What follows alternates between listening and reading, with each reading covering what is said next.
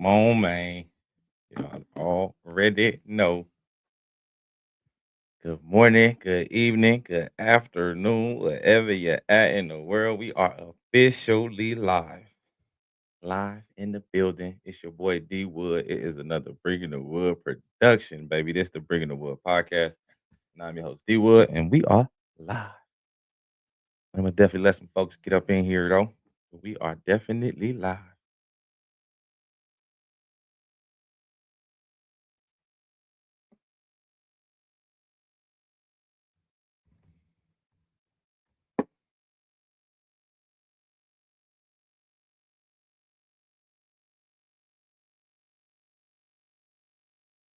Come on, coach. Already welcome to the party. Right there. Y'all will be on the clock real soon.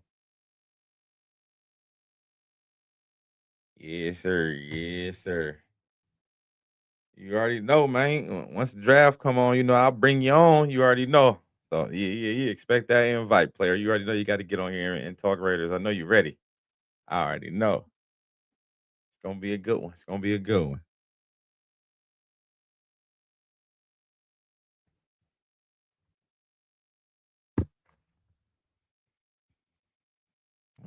Yeah, man. We a live draft. It's less than 30 minutes away. The Raiders are on the clock already. They've been on the clock for a minute now since the Super Bowl ended, since the season ended.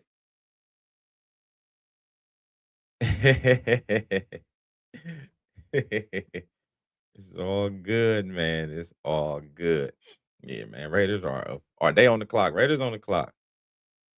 They for sure on the clock. Been on the clock. It's good. It's all good. And again, the projected pick is Fernando Mendoza, man. So it's what it looks like. That's what it's looking like right now. It's gonna be your boy Fernando, but we shall see. The draft really started at potentially. It look like the draft is starting at 3 right now. That's what it feel like.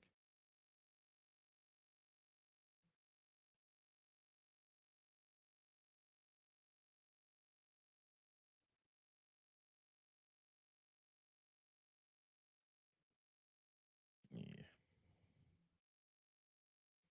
But yeah, no, I'm excited, man. I'm excited. Like I said, we got less than 30. And it's gonna be a fun draft, man. My Titans pick at 4. Choices, man. New head coach Robert Saleh, as y'all can see. It ain't Christmas, but I'm looking for a Christmas miracle this draft, man. I need it in my life. I need it in my life. Man. So yes. I need my boys to come through and do their thing, dog. For real, for real. It shall be interesting. But make sure y'all come on in, man. A little early talk. Got some early draft buzz we can talk about for sure.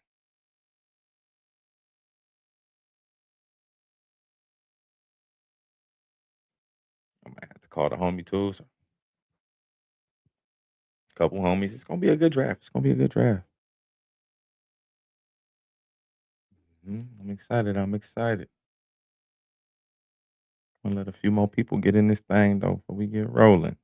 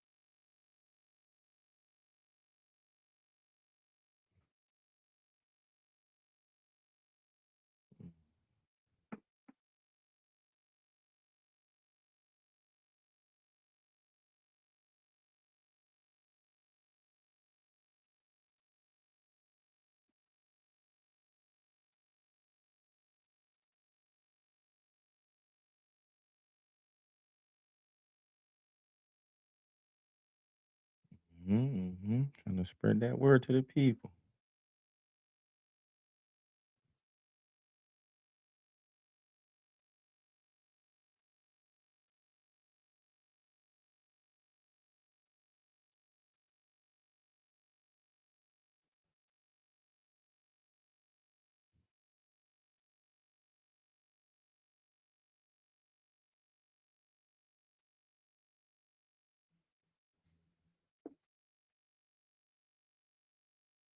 Okay, there we go. We getting some folks in here. Come on in. Say something in the comments, man. It's the pre-draft before the draft. We're gonna be live all the way through the draft.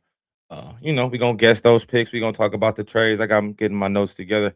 Waiting for a few more people to get in here. And again, man, we got a Q&A gonna go on as well. Got some questions, leave them in the comment section. I would not mind answering any draft questions, any draft buzz you got going on if you think is going on. Shout out your team, rep your squad, all of the above, man. Thank y'all again for tuning into the Bringing the Wood podcast live show. This one is going. This it's the first of many, man. You're gonna definitely start getting a little bit more live in here. To definitely, get the live reaction from you right there in the moment. You know what I'm saying? But hey, it's the first one, and I appreciate everybody for showing up. It's gonna be a doozy, baby. But I see a few people in here. Again, shout out to everybody that's popping in. Don't forget to share this. Share it to somebody, a friend, a neighbor, an enemy. You already know, man. Let them know what's going down. It's your boy. I enjoy what I do, and I do what I love, and I love to talk sports.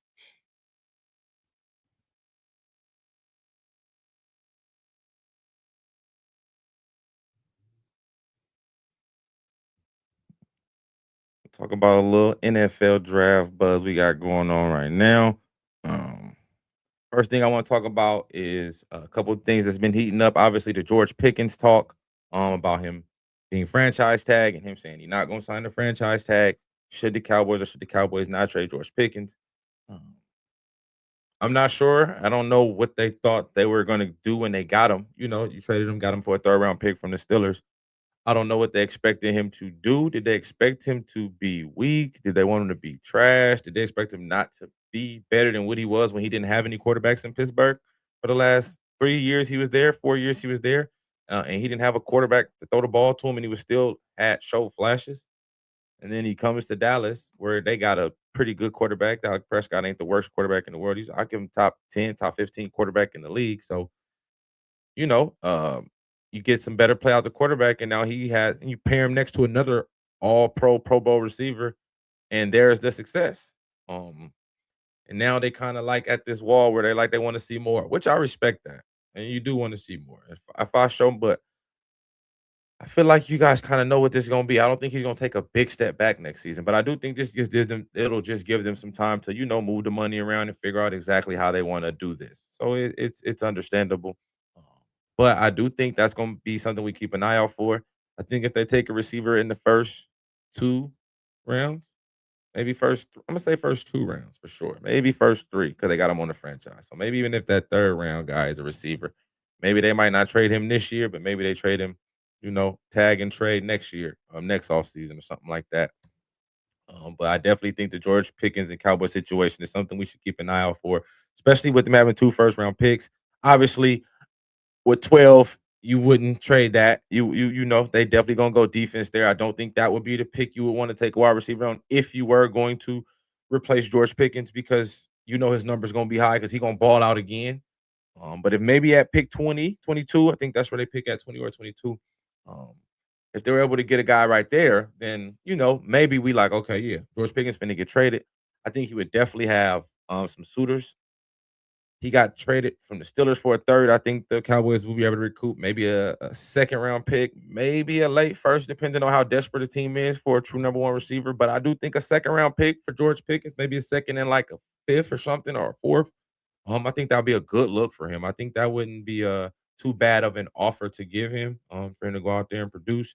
But again, I think the ball's in the Cowboys' court. They kind of gonna get to do what they feel.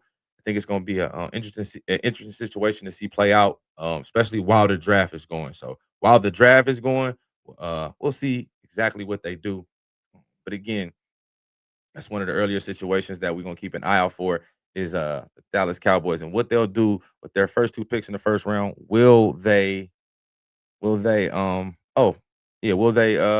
trade George Pickens? But again, George Pickens just signed his franchise tag for 1 year, 27 million, fully guaranteed. So he is there. But teams have already reached out, small market, not too many, a couple teams they said have said anything, but no trade talks. Just asking the Cowboys, are they trading Pickens? And they're like, no, we're not trading Pickens, but we listening to offers. It's kind of that type of cat and mouse situation they got going.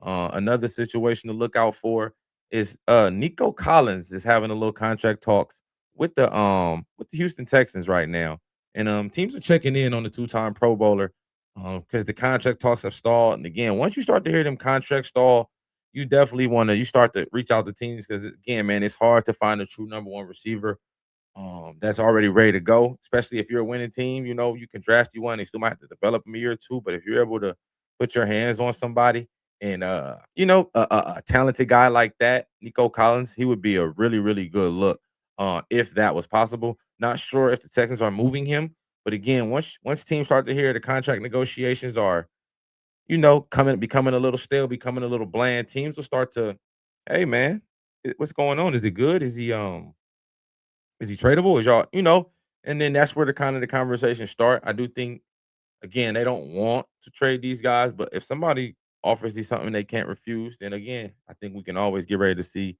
any type of breaking news. Who else we want to talk about? We can talk about. I want to talk about the Jets a little bit. We can definitely talk about the Jets. Again, they're at pick two right now. All arrows aim to one of the edge rushers, whether it's David Bailey or Avril Reese. Obviously, we talked about them canceling the trip for David Bailey and what that could mean. But I definitely expect them to take an edge rusher. I think with Aaron Glenn playing in Detroit for the last couple of years and seeing the impact Aiden Hutchinson had, not only on the defense, but especially on the secondary. He understands he needs an elite edge rusher to create and cause havoc to help his guys on the back end create plays. So we ain't got to cover for a long time. It's the number one thing. DBs do not want to cover all day. In the front and the back tie in together. So if we got a good rush and some guys who can cover for 2 to 3 seconds, now we got a pairing that can definitely help us, move forward and become that team or that defense that we're looking for. So I'm definitely expecting Aaron Glenn to go defense with one of those picks. Like I said, not 100% sure which one he gonna go with just quite yet, but definitely sure he's gonna take one of the edge rushers. It just only makes sense. Do you want to go with the ready now? Um, Pure pass rusher, 14 and a half sacks of David Bailey, who showed at Stanford and at Texas Tech he could be a pass rusher with elite level skills? Or do you take the freak athlete and Alvaro Reese from Ohio State, who tested out of this world, played off ball linebacker? Obviously, he's been compared crazy to Micah Parsons. So, that's going to kind of get teams very, very interested and get them, get their eyes open and getting them wanting to see if they can develop that.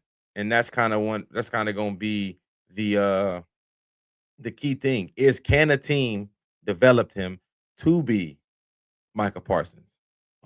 Because again, Micah Parsons did develop and he's one of the better edge players in the league now. But all Micah Parsons not built the same. Just because they career kind of has the same trajectory don't mean they're gonna be the same player. It obviously takes some work from the player and the work from the coaches. And again, so I do think that's gonna be something that makes teams think. And again, all of it, the eyes are on the Jets sitting at number two because the draft for sure fully starts at pick two, right when the Jets get on the clock, and we shall see. And then we go right down the list and we'll start talking about a little Cardinal buzz. We just go straight down the list. Obviously, it's been big buzz about um, will they trade back into the first round for Ty Simpson? Who are they going to take at number three?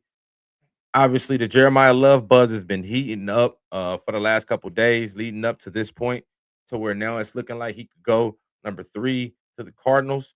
Um, I didn't never really see them taking him. They got James Conner. They took Trey Benson from Florida State last year in the second, third round. But again, he had a lot of injuries last season, and then so did James Conner missing the entire year. So you definitely do got two backs that missed a lot of time last year.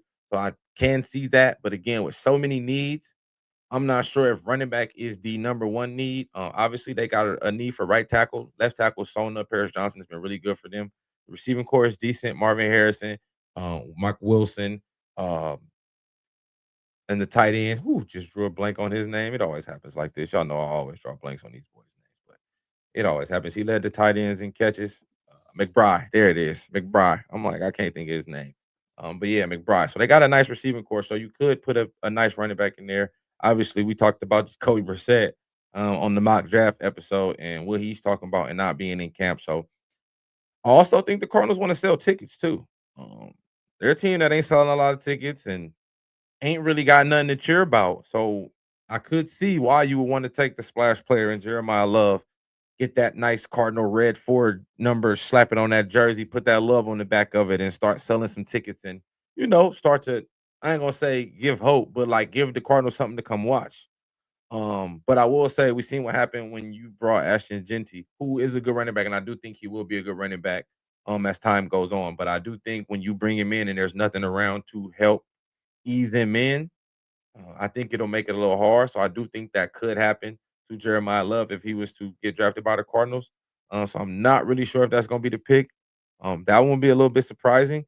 But I will say this: if they take Jeremiah Love, they are 100% going to trade back into the draft, or somehow Ty Simpson gonna fall to them at 34 in the second round. But I definitely think that if they get Jeremiah Love, they have to try to get a quarterback to pair with him. Even if he don't play right now and they still let Jacoby Brissett, you know what I'm saying, play and do his thing. It is what it is. Um, but I'm not sure if if he's the right if that's the right pick. But as a Titan, because we pick right after them, I would love for them to take Jeremiah Love. Obviously, it's been a lot of talk about us taking them and adding them with Cam Ward, and I was kind of coming around to it. I want one of the edge rushers, man. I want David Bailey or Alvaro Reese. I think that's definitely one of our, if not our biggest need is edge rusher. So I like I said, I want David Bailey. I want Alvaro Reese. So I would love if the Arizona Cardinals come on and take the man Jeremiah Love. So that way we're guaranteed one of the edge players. I would love that. But if the both edge players go 2 and 3, like we talked about, I can see us going a multitude of ways. Obviously, Jeremiah Love would be in play there. I think Carnell Tate would be in play as well. As to have another wide receiver to pair out there with Ridley and Wandale Robinson. So I think that would be a play. I think Sonny Styles would be high up there as well, especially with um Robert Saleh coming having again not only Fred Warner. People only know he had Fred Warner, but people don't know he was a linebacker coach in Seattle when they had Bobby Wagner. So he knows alphas. He knows dogs. And in the Jets, for when he was on the Jets, he had CJ Mosley. So like he knows alpha middle linebackers. He knows he knows those stout guys. He knows exactly what he's looking for. So Sonny Styles could be in play. He is the prototype of what he's looking for in the middle linebacker. Again, Sonny Styles kind of shades of Brian Urlacher with the safety converting the linebacker. Obviously, Fred Warner is his NFL comp, but I like the Brian Urlacher comp as well because again, just the safety converting the linebacker. And again, Brian Urlacher is also an All-Pro Hall of Fame linebacker as well. So, not a bad one to comp either way. I will say that. I will say that. Not a bad comp either way. But yeah, I definitely think those are kind of our picks if we have to stick and pick. I'm thinking it's the running back, maybe the middle linebacker or the receiver. But I would love for us to trade back. Not out the top 10 though. I don't think there's more than about 8 to maybe 10 blue chip guys. These guys that like you have to get one of these guys if you're picking in the top 10. It's like cuz after that everybody else is like mid first round grade or late first or second round grade. So like even some of these guys that's gonna go pick 11, pick 12, pick 13, pick 4. Like these guys, actual grades, like when that grades we have on them aren't like elite guys. There are starters, those starter caliber guys. So you're gonna get starters, but a lot of the upside on some of these dudes is either super like you're gonna need a lot of work, or it's like he's already had his ceiling when you get him. So that's why a lot of people, and that's why a lot of the rumors of the trades happening is kind of why people think it's going to be a lot of trades because people are going to be trying to get out. But if there's no good people, who's going to be trading? Who's going to be trading up and down if there's nobody to trade for? But I do think, like we said on the podcast with the mock, I'm thinking about 3 or 4. I think it'll be about 3 at 4 at most. But I'm thinking, yeah, 3 would be my sweet spot. Three trades in there. I'm thinking somebody in that top 10 is going to trade out, and then at least one person trades up, and then one person will trade in to the first round, back into the first round. So those would be my three, and then there could be a fourth one somewhere in there as a surprise. But I think those would be those would be my preferences of how I think it should go down um, as far as the trades and if there will be trades. So I'm definitely I'm excited to see what we do. Again, Titans got to be ready. Again, Giants right behind us. We're gonna go right down the list to at least the top 10 teams and talk about what they should do. And what I've been reading about. And again, like I said, pick five, the Giants, they got 5 and 10. They make the draft very, very interesting with having two top 10 picks. So I'm not gonna say they got they can reach with one of those picks, but like now that you got two picks in the top 10, if there's a guy you want to take a gamble on, you might gotta, maybe it's the receiver Jordan Tyson out of Arizona State, who's been comped to be Odell Beckham or Justin Jefferson. And he came on and said he thinks he's like Devontae Adams. So he's got all these comparisons, but he's got the crazy injury history in 4 years of not high school, but in 4 years of college ball, he's only been healthy for one season. So it's definitely a cause for concern. Um, I think he has a chance to fall down because of that too. But again, he tested well when he had his little mini pro day. He didn't do any 40s or any agilities. He just ran routes, and ran some route concepts for teams. And everybody said he ran routes well. He looked fluid. He looked explosive. Doctors were there to do medical tests. They said everything checked out. Injuries didn't look like they had shown any residue, any leftover damages from past surgeries. So they was kind of saying it's a clean bill of health. And if he's a clean bill of health, he's probably first or second receiver in here behind Cornell Tate. Some people will put him in front of Cornell Tate. I wouldn't be mad at that if he's fully healthy. He was like that. If y'all seen him at Arizona State when they had Scatterboo and they made the run, they had the freshman quarterback and they made the run against, and they lost to Texas in the playoff. And he didn't play in that game. He plays in that game. They could win that game, and we having another discussion. But that was like the start of his injuries too. But I think that was like his sophomore year. Uh, Not sophomore year, but his junior year. But he's again a talented player. So the draft and the Giants also have 10. And again, they're a team kind of like my Titans who could go anywhere in the draft. I think we can go anywhere. It could be we like again, the Giants can go running back. I know they got Scatterboo, but we know his shelf life is not gonna be that long, respectively. We don't expect him to play too long like that. And not like that, but again, with that type of style of play, he's a wrecking ball. He's looking to hurt people, and it's gonna come back on him when you crash like that. So having some running back dope, having somebody who could take some pressure off of him and be a dynamic guy, they could go Jeremiah Love. Um, I know a lot of people keep saying Sonny Styles. If they run a 3-4, I gotta go check and see what defense they're gonna run. But if they are gonna run a 3-4, then maybe they can go Sonny Styles. But they signed Tremaine Edmonds, who's kind of in that same athletic, 6'4", 6'5", athletic, rangy coverage linebacker. In that same mode. And if they're gonna run 3-4, then yeah, maybe you can. But if they're gonna run 4-3, I think they could potentially go Caleb Downs. Obviously, he had Cal Hamilton when he was there. He also had Ed Reed, so he knows what a game changing safety can do for a secondary, and that can play multiple spots. Like Ed Reed could play free and strong safety, so he can play in the box and he can hang over the top. Cal Hamilton can literally do the same thing, cover in the slot, play in the box, hang over the top if need be. And Caleb Downs, who's my favorite player in the draft, you know, um, I definitely think he has a chance to be that type of player. So if the Giants was to want to add him to that secondary, that would be a win, especially when they lost Xavier McKinney to the Packers, who's been nothing but a baller over there since he's gotten to Green Bay. Um, so again, I think this has a chance to the Giants got a chance to get really, really better with their two picks. And then even again, come back at pick 10. Maybe if Carnell Tate's available or Jordan Tyson, if one of those guys is still available, you pair them with Malik Neighbors. Obviously, Malik Neighbors coming off the ACL, he's gonna need a little bit, more time to get right.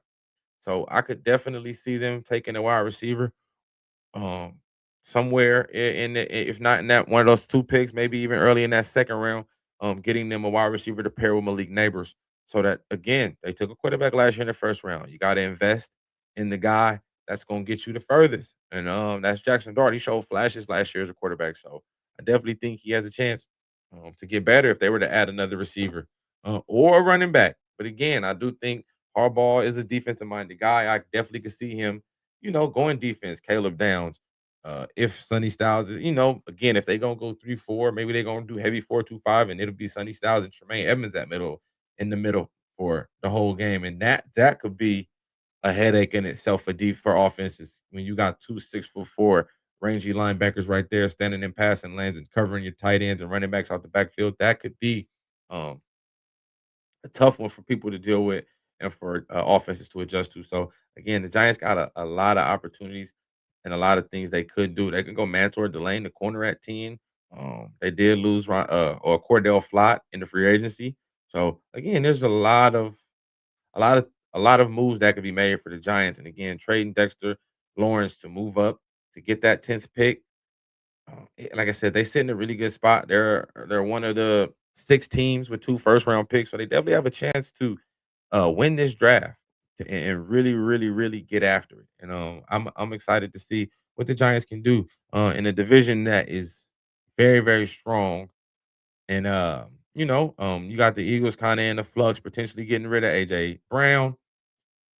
The Commanders coming off of a down season, Jalen Daniels coming off the injury, you know what I'm saying? And then it's the Cowboys and they just the Dallas Cowboys. So like it's a small break in the moment to where they can try to, gain some ground. I'm not saying they finna go from worst to first, but maybe they can take some steps to gain the ground and move in the right direction. And I think that would be a good look for them if they were able to do that in the draft again. They got 2 picks. I think they have a chance to really, really get better. And then we got pick 6, the Cleveland Browns. Um, they've been rumored to multiple players. A lot of offensive players, though, is what I've been seeing. Quarterbacks and not quarterbacks, but wide receivers and offensive linemen have what I've been seeing. We've been connecting the Cleveland Browns to it very, very much. Monroe Freely, and I've been seeing the tackle out of Georgia. Caden Proctor, the tackle out of Alabama. Francis Maui Noah, the tackle out of Miami. These guys have all been penciled in multiple times to them. And even Spencer Fanu from Utah might have a chance to even get in there and do that. So this could be. I I think the Browns definitely need to go offense. They're talking about having an open competition between Shador and Deshaun Watson for the starting job.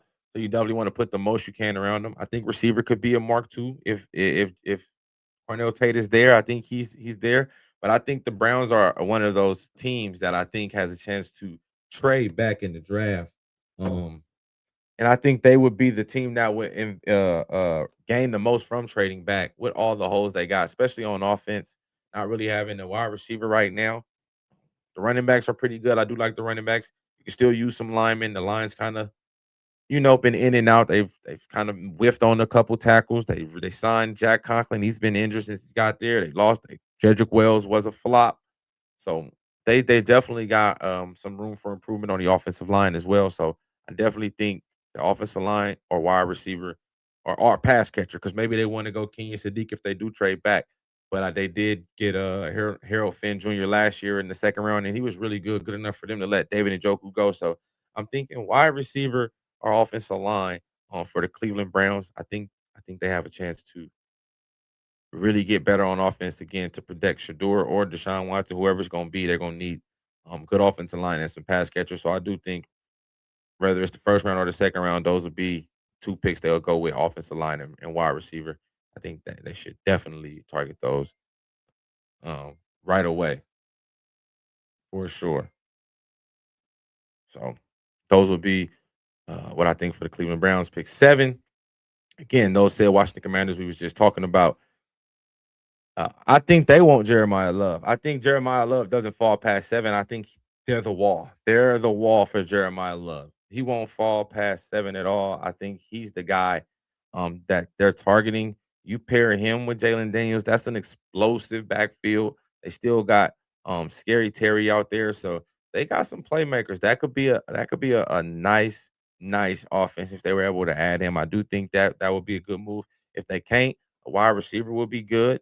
Again, they wanted to go with Jordan Tyson. Again, he had 20 team reps at his all 20 teams represented at his pro day, I want to call it, or his showcase, I should say.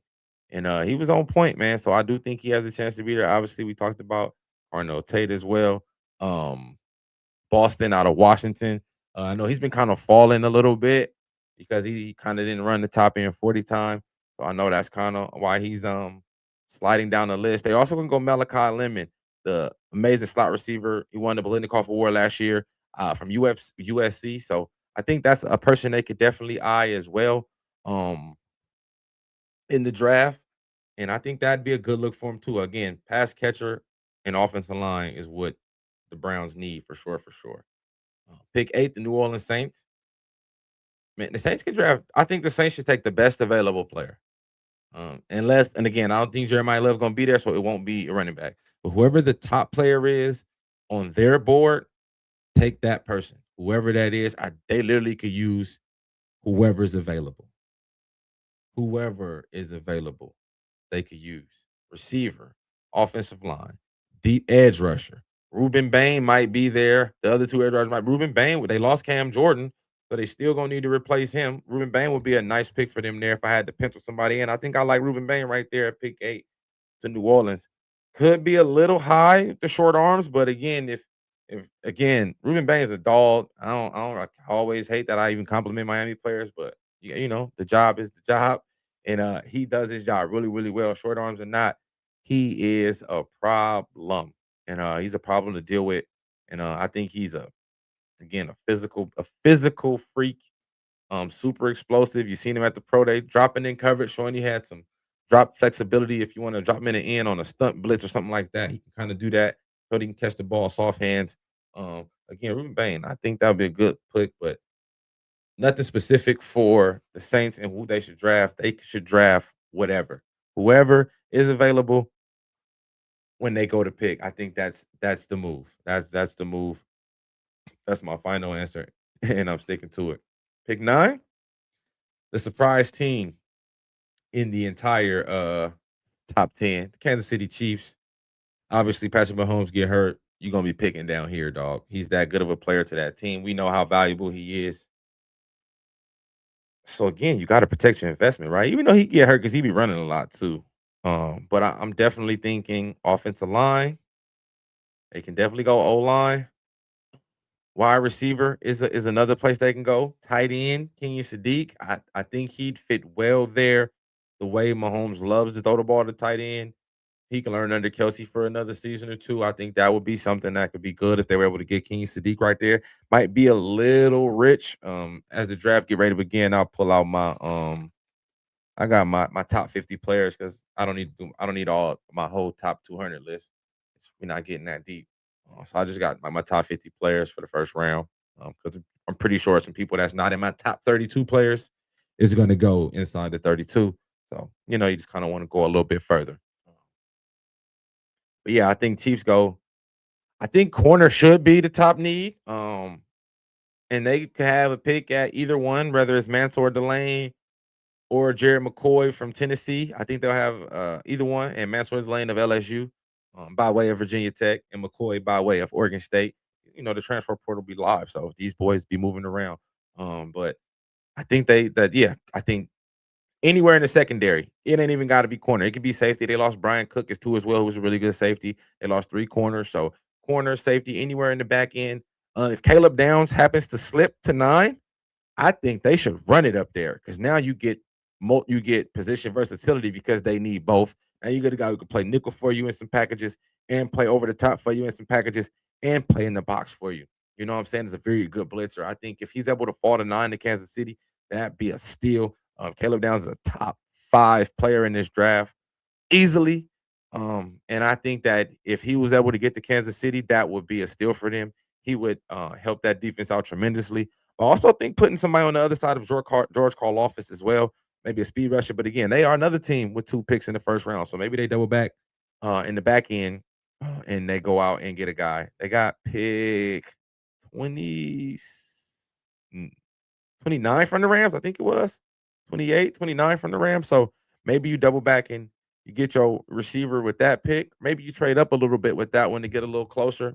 Maybe they trade back. I think they're one of the trade back candidates as well. But I do think if a blue chip player falls to them at 9, like one of those top 7 dudes fall, especially one of the ones they want, I think that'd be a good look for them. So I'm definitely expecting that that will kind of be a good look for him again. Safety, corner, wide receiver, running back, those would be luxuries. I think the tight end would be a good one. But again, I think that'd be a little rich for Sadiq. But maybe if you use that pick in the 20s to trade up, maybe get him at 20, maybe somewhere in the mid teens, late teens. That would be a good move for him too. But I definitely think defensive back, edge, no defensive back, tight end, edge, then wide receiver or running back. Somebody to pair with Kareem Walker. I mean Kenneth Walker. Almost said Kenneth Hunt. I mean Kareem Hunt. But hey, the Raiders officially on the clock. The draft has officially begun. Hey, and if you're still here and you're listening, hey, guess the draft pick, man. And obviously, this one will probably be the easiest one. Fernando Mendoza should be the pick. We got 7 minutes and 30 something seconds. Sip my lemon water. It shall be good. It shall be a good one. Draft is officially live. The Raiders are officially on the clock. Let me know your thoughts in the comments, man. Make sure you like, subscribe, share the stream, man. Share the stream. I appreciate it. I appreciate it.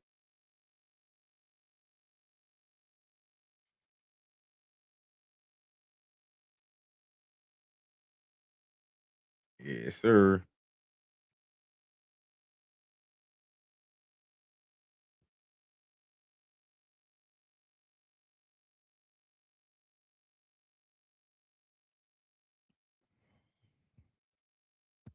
Let's go. Let's go. They gonna ring it out. They could have been ran it in. They could have ran it in, but they gonna play. They gonna make us wait. But the Raiders will Raider. The Raiders will Raider if they get a chance to. But man, I don't even think they gonna call them.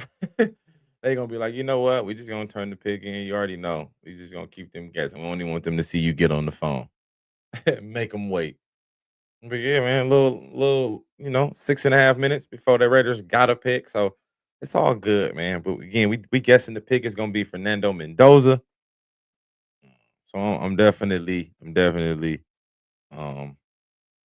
ready for this one, man. Ready for this one. Again, the projected number one pick, Fernando Mendoza, in the mix. If you think he's somebody else getting drafted, let me know. Who you think getting drafted, man?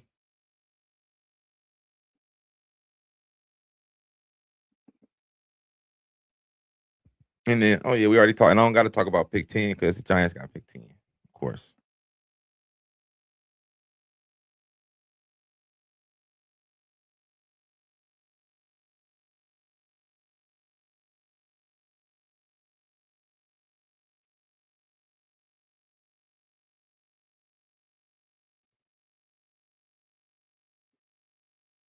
Welcome in. Welcome to the party, man. Welcome to the party. Who you think the Raiders taking with pick one? Is they finna blow this or do they got this? Is they gonna make sure they do the right thing? Is they gonna do the right thing or is they gonna do something crazy?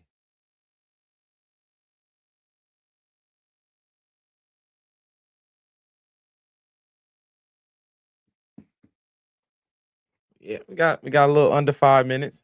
Under 5 minutes. And we here. We here. We here. We ready. We is ready. We is ready. We want to talk about a little bit before there, man. We're gonna talk about a couple of my favorite players in this draft. My number one favorite player in the draft is Caleb Downs. We'll start with him. I already told y'all the safety out of Ohio State. That man is he's been a baller literally since he stepped on the college football field at Alabama as a true freshman. The first ever true freshman to start for Nick Saban at Alabama. I'm getting my big board out. So y'all don't mind me. But yeah, man, that guy's my favorite player, dog. He's been one of my favorite players in college football literally since his freshman year. Again, 2 years at Alabama, and then 2 years at Ohio State, winning the national championship. I want to say three-time unanimous All American, freshman All American. I don't know what to say about the man other than he is a beast, bro. He's like I said, is my favorite player in the entire draft. Um, I love the way he plays, his instincts. He's super cerebral, um, and he's very very instinctive. He's a good football player, a great tackler. He can cover tight ends. He can cover slots. He can cover running backs out the backfield. Like I already said earlier, he's a very good blitzer. And again, he is smart. And that's something that teams don't appreciate enough is smart football players who know what to do and how to do it and where to be when it's time to be there. And I think that's a superpower that people don't people don't appreciate enough. I'm gonna say that. I don't think people appreciate being the smartest person on the field is a superpower, and that's probably Caleb Downs' greatest superpower, and that could be why he falls though is because of again his greatest superpower, and that sucks because and he's a safety too, so it's like, but to me this guy's a easily top 3 to 5 pick in this draft. But again, just like when Jalen Ramsey came out of Florida State, and I'm like, man, my Titans should have took him with round one, pick one. But I knew he wasn't, and then we traded down and got Jack Conklin and a bunch of guys who don't even play for us no more. But I ain't gonna go. I ain't even gonna go down that. I ain't even gonna go down there. But just know Caleb Downs. That is my favorite player. My number one player. My favorite player in the entire draft. I don't think it's nobody like him in the draft. That guy's he's one of one. You know, again, a team's going to get a baller when they get Caleb Downs. Pick is in. Roger Goodell going up to the thing to the podium, get them boos and cheers. You know, I gotta keep my TV low and stuff. I ain't trying to get in trouble. But again, you think the pick gonna be Fernando Mendoza? And of course, the pick is Fernando Mendoza, quarterback out of Indiana, 6'4", 225 pounds. And why not? Let's let's put on a little Mendoza highlights, man. Let's why not? Why not put on a little Mendoza highlights? And let's give him a little love again, man. Fernando Mendoza, quarterback, straight baller. Again, great arm, strong arm, uh, great anticipation thrower. Again, national champion, Heisman winner, throws with great anticipation, leads receivers open. And another thing that he's really good at, that back shoulder. I don't think nobody threw the back shoulder like him this year in college football. It was like you knew it was coming and it was still nothing you could do. And again, he gets to the top of his drop. Look, he's not the most athletic dude, but has some scramble ability. We seen that in the national championship as well. But I like Fernando Mendoza. I like what he got. Again, I think the Raiders got a really good player. And Fernando, I think he's gonna help out the franchise a lot. I think he's a very, very good football player. Um, Again, dog, all the moves the Raiders have made this year have felt more strategic. I think all the moves they made this year have been much more strategic than they've ever been in the past. And I think that's what makes it interesting about the Raiders right now. Is the moves they've made have been like, okay, these make more sense. And again, that could be shout out to Brady. Again, taking over, and he's about winning. He's about his winning ways. So I do think that has something to do with it. I definitely think Tom Brady has something to do um with the decisions being made. And I think Mr. Mark Davis is kind of taking a step to the back, and he gonna let Brady and Spy Tech kind of handle business and run the show, and he's gonna just you feel me cut the checks and sign and okay the trades and okay the signings. And I think that's a good I think that's a good combination for some success. Again, not success as in they finna go out and make the jump from first to worst. That's not what I'm saying. But you're gonna see just better product on the field, which gives teams hope. All fans want is a little bit of hope, just a little bit. Um, so I definitely think that again, this is a good start for the Raiders. The Raiders cheeks right now, Rick. But hey, they gotta keep grinding. But I like the moves they made in the offseason. A lot of the signings they made have been on point. So I do think that the arrow is pointing up. They still got a long way to go. It's all on paper. You still got to go out there um and put it out on wax. So I do think that that's a big, but again, big win. It's kind of the guy who we expected to get drafted at pick one. So we 1 for 1 on guess that pick. And on the clock right now, with already less than 3 minutes left, the New York Jets. So again, ladies and gentlemen, guess the draft pick. I'm saying they going David Bailey, edge rusher out of Texas Tech. I think he's gonna be. I don't want to use the words. He is a safer pick. You know what you're getting out of him. Again, with Alvaro Reese, he even said he don't know how good he can be at edge because he hasn't played it enough, but he knows that's what he wants to play at the next level. So he's definitely the safer pick. But again, the guy with more upside is definitely Alvaro Reese if you're able to hone that and really be able to sharpen those tools. But again, the pick is in. So we will see very, very soon. Alvaro Reese, David Bailey. Let me know in the comments who y'all think it's gonna be. Will it be Alvaro Reese or will it be David Bailey? Let me know, please.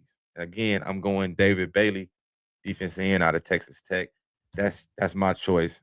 And that's who I kind of think they're gonna go with.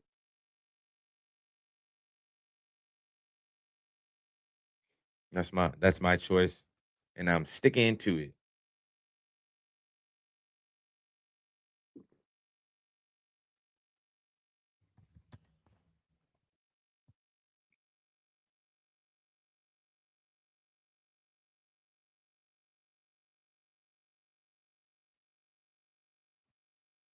Yeah, yeah. That's my guess. Oh, let me get back to some more of my favorite players in the entire draft. Um, Kenya Sadiq, tight end out of Oregon. That guy is a freak of nature. And I ain't gonna lie, watching him play, he's as good as advertised, and he plays as fast and as stuff as he tested. And you never expect him to test like that, but he definitely was tested way better than I thought. But I knew he was that explosive. Jets are taking David Bailey, 2 for 2. David Bailey, edge rusher out of Texas Tech. We 2 for 2. I ain't mad. I'm 2 for 2 right now. I can't call it. I like that though. But yeah, David Bailey again, another really good player.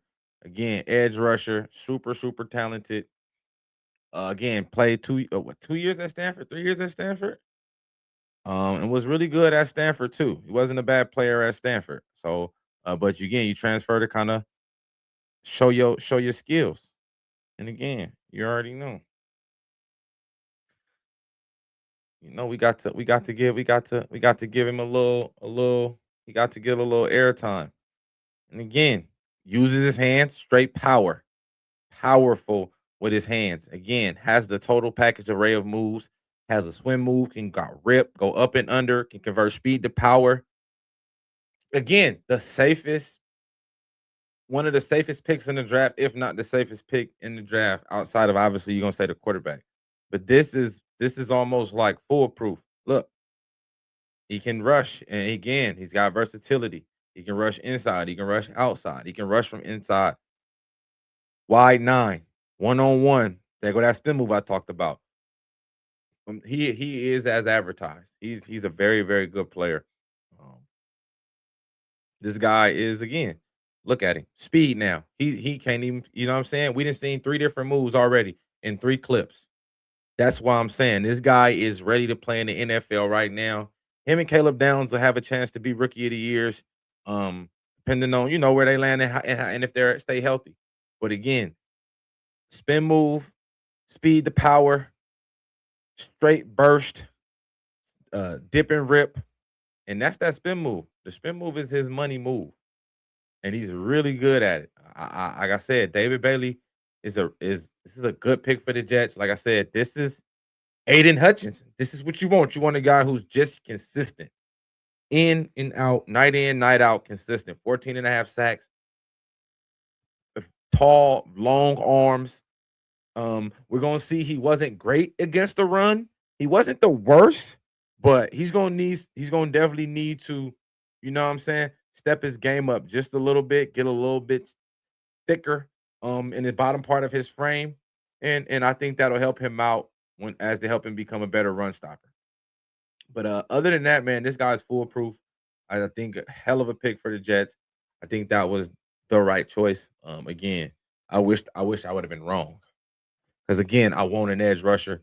Um, Cardinals are now on the clock. They got 3 minutes left already, and the draft is moving. I'm excited. It's moving. I can't be mad at this. I like this. I like this. I'm gonna go with my third favorite player in the draft, Jermod McCoy, cornerback out of Tennessee. If Jermod would have came out if Jermod would have came out last year, he would have been a top 10 pick. If Jermod don't get hurt this year, he's the first corner taken. And now, even with the injury, but he did show up at his pro day, run 4.38, tested well, showed he was fluid. Still is potentially gonna be the first or second corner taken in the draft. So that's my guy. He's really good. He was decent at Oregon State, my mean. But again, Oregon State, the Pac-12 was kind of falling off. They had turned into the Pac 1.5, Pac 2. So he had to get out of there and go somewhere where he could show off his talents. And his first year at Tennessee, last season, not the season that just passed, season before last. My apologies. Yeah, he went off. He went off, and I think he's got a chance if he stays healthy, to really come in and be an impact corner as a rookie. So I think that's a player that we should watch out for, and I definitely want to see where he gets drafted. But those are three of my favorite players in the draft. I got a few more players. A lot of my guys I like too are on later days. That's what also makes it fun too. A lot of these guys I like are on later days. Another guy that I like, I think it's going to be a fun player to see how he develops and what somebody does with him.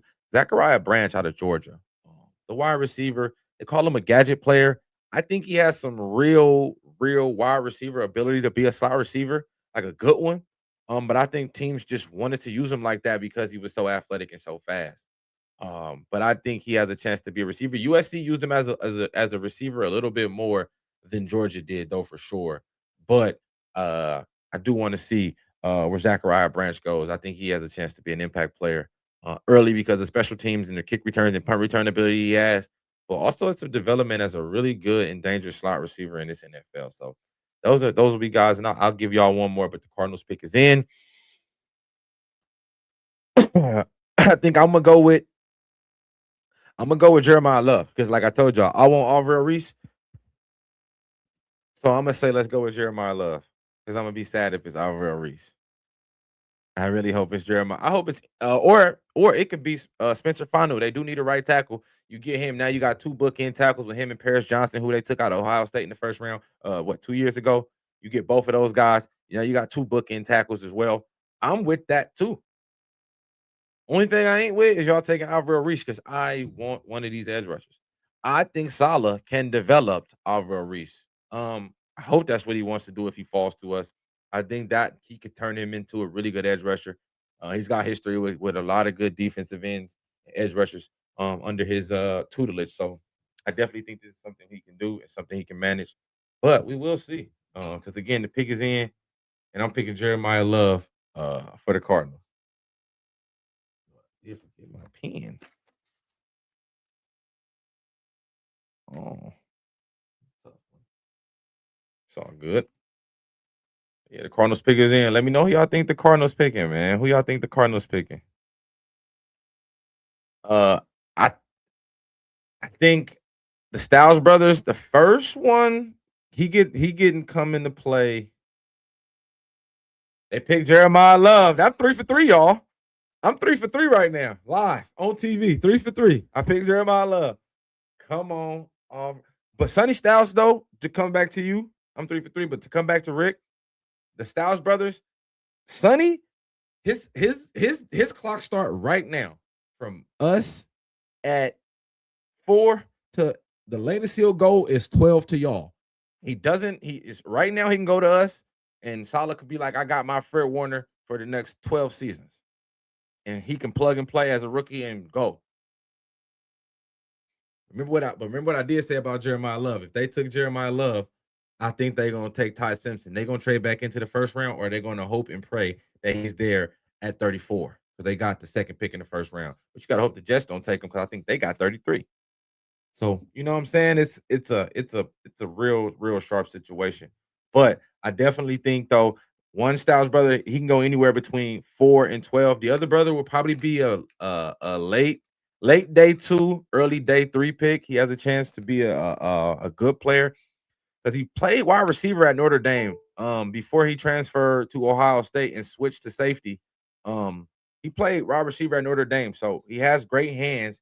I think that's gonna have him a chance. And he returned punts and kicks at Notre Dame, so he's got special teams ability. He returned a couple kicks at Ohio State as well, so I think he has a chance again to be a good player, not a good player, but a very good player. And Sonny Styles, I think he has a chance to be, like I said, very dangerous. I think he goes anywhere between 4 and 12, and then the younger brother will go late day 2 or early day 3. I think those would be where his hot spots are. Uh, but ladies and gentlemen, Jeremiah Love, running back out of Notre Dame.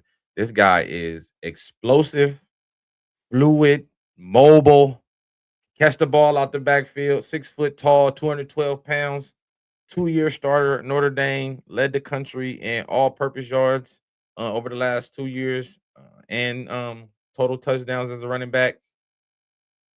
Fluid. If I gotta choose out of Downs or Styles, I want Downs. We not gonna take Downs because we drafted Austin Winston, the youngster out of Penn State last year, and we took, and that's talking to you, Coach Z, and we took, and we still resigned Malik Hooker. I mean, Amani Hooker, but I want Caleb Downs over Sonny Styles. I want Caleb Downs. I'm telling you, that's my favorite player in the draft. I really think he's the best defensive player in the draft. Maybe him or David Bailey, like for sure. Upside though, you put Arvell Reese, you put Sonny Styles, you put those guys with that wow factor. But I definitely want Downs. But I think we're gonna go Arvell Reese and get the edge rusher, and I think that's what we're gonna go. But again, Jeremiah Love to the Cardinals, big pickup for them. Again, you get a splash player. I think that's what they was going for. You get you a splash player, you get somebody again gonna sell tickets, get the fans excited already. Now you turn around and draft a rookie quarterback too. Now it's some excitement. Now you selling tickets. That's still all a part of the game too. That's a part of it. And my Titans didn't waste no time. The pick is in. I'm telling y'all, I'm finna go 4 for 4. All real Reese. If we pick Sonny Styles though, I'm not gonna be upset. I'm not gonna be upset, but I'd prefer Downs or Alvaro Reese right now, for sure. For sure. Not gonna be mad at Styles though, but those are the two guys I definitely prefer. But again, man, Jeremiah Love to the Cardinals, y'all. That's fun. That's a fun one. That's a fun one to kind of watch and see how that one plays out. To see what team they kind of build out in the future with that. Because now that's your building block now. He's the franchise player. I know they're gonna draft a quarterback and he'll be the franchise quarterback. Um, but that's the franchise player right there. That's the man right there with the master plan. And I think, ooh, that draft, and I just talked about that pre-draft. That draft buzz for him going 3 heated up. I didn't think it, but I said the possibility was there because of that. Because of again the marketability. He gonna sell. And again, it's not a lot of blue chip players at the normal positions. And again, the Alvaro Reese thing, I think they didn't go with him is because as much as you can say he gonna be Micah Parsons, you still have to develop him into that Micah Parsons. And if you can't develop him into Micah Parsons, you gonna have a you're gonna spend the top 5 pick on an outside linebacker because that's what he is, and you don't want to do that. Cornell Tate, I wouldn't mind Cornell Tate either. I wouldn't mind Cornell Tate either. Definitely a good pickup for AZ Demario. Definitely a good pickup. I like Cornell Tate too.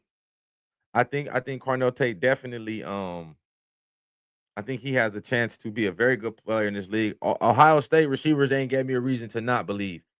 Terry McLaurin is a baller, and in his college career, he had like 800 yards total. in like 3 seasons. So like, and you see what Scary Terry do out there. So yeah, but Titans pick is in. Am I finna be 4 for 4?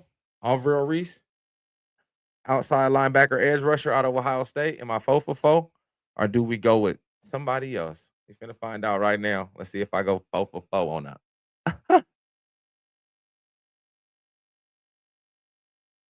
We're gonna talk about them Lakers shortly. We took Cornell Tate. Hey, didn't I say I'd take him? I I I ain't mad. I'm not mad. I'm not mad. I still wanted Alvaro Reese, but here goes that thing. Now Alvaro Reese could slide. Now the slide could start. The slide already happened with him not going here. The slide has already started. But again, Cornell Tate has a chance to come and be a number one, a number two. This was probably our second biggest need outside of edge rusher. So even if we would have, you know what I'm saying? So these are to me, these are our two top needs: edge rusher and wide receiver. So we did feel a premium need. You know what I'm saying? So I will take that. We did feel a premium need. I didn't go 4 for 4. And man, that one's tough. But you know, I knew I wasn't gonna go 32 for 32, but it still felt good to start off strong like that. But Carnell Tate, again, man, a big time playmaker, can play outside or inside. I've been talking about it. If y'all go back to my pre-draft combine talks, I compared him to Devontae Adams as far as his release at the line, and his breaking at the top of his routes. It's very, very um high end level. I will say, not the top end speed. He ran 4.54, but again, bro, that's not slow. 4.54 is not slow at all. Um, but again, when you got everybody in the combine running 4.2 and 4.3 and all these other ones, I definitely think that people get sidetracked. But again, this was a guy that I had on our list early when pre-draft first started. I'm like, we need a receiver. He's the best receiver in the draft. Let's take Carnell Tate. That was where I started with this. And then Arvell Reese and David Bailey like took off. And I'm like, we need an edge. We do need an edge too. We did sign Jermaine Johnson, and we also still got Ofeme, who we took last year. So we do got two edge rushers. We don't have a Carnell Tate. Calvin really is okay. He's solid. Wanda Robertson is a true slot. Cornell Tate is an outside receiver who can play slot as well. Again, smooth route runner and is good with run after the catch. That's what I like about him. He's definitely good with the run after the catch. Uh, Blue chip player. I'm getting through the questions. I see y'all. But yeah, we was talking about this a couple days ago that I was saying Cornell Tate was still going to be in the play because, again, back to my point, Cornell Tate is one of my 10 players that I think are the players you can't miss on. So like in the top 10, they all kind of even. So it's like no matter kind of where they go, they might have went a spot or two later or a spot or two earlier, but like that's literally what it is. But you know what I gotta do, ladies and gentlemen, Carnell is a this is fifth straight Ohio State receiver to get selected in the first round. They go to jump ball ability. You know Cam Ward likes to take shots. He threw up a bunch of jump balls to Eric Iomaner last year. He was throwing them up to Calvin really before he got hurt. So we know he will. So now we get somebody with good 50-50 ball. Again, hadn't dropped a pass in 2 seasons. So again, somebody with sure hands, and we had a lot of drops from our rookies last year in DK and Iomaner. Hell, Calvin really had some drops too. So look, back shoulder throw, great hand catcher. I really enjoy Carnell Tate. Again, good pickup for us. That means defensive end, day two. That first pick in the second round, we going edge rusher, best available edge rusher. I got a couple guys. We'll talk about that when that time comes. Got a couple guys that I think have a chance to kind of be that player for them. But again, man, Carnell Tate, big time wide receiver out of Ohio State. You cannot go wrong getting an Ohio State wide receiver. I'm not mad at this pick at all. I thought we needed more offense than defense with how heavy defense we were in the free agency. But again, I didn't think we were going. I think if David Bailey would have failed there, we would have took David Bailey. But I think it's the developmental part. Teams don't want to take that time to develop players. They like Medi. When I'm picking in the top 10, I want players that are ready made. And I think that's kind of what happens. You want ready made players. Um, so I do think that's kind of what has them kind of you know, having people move away. And again, I don't think he goes here for the Giants either. Again, they got a myriad of edge rushers. I'd be shocked if he goes here. I think for the Giants, I think this would be. I said I don't want to say Sonny Styles. I want to say this could be you in play for Caleb Downs, offensive line. You can go Francis Maui Noah,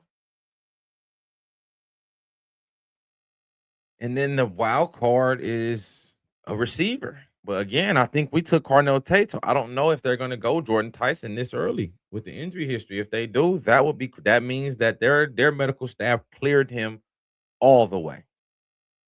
But we gonna see. But again, Carnell Tate to the Titans, big pickup for us. Tremendous player. I'm excited for us, man. Good day one pick, boys. Good day one pick. Good day one pick, gentlemen.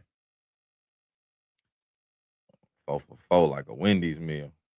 Oh yeah, and then I want to get back to Maul, man. I seen you talking about them Lakers. Shout out to the Lake Show, man. Handling business, dog. OG Brian out there giving it everything he got, but they gonna need Austin Reeves or Luca sooner rather than later, man.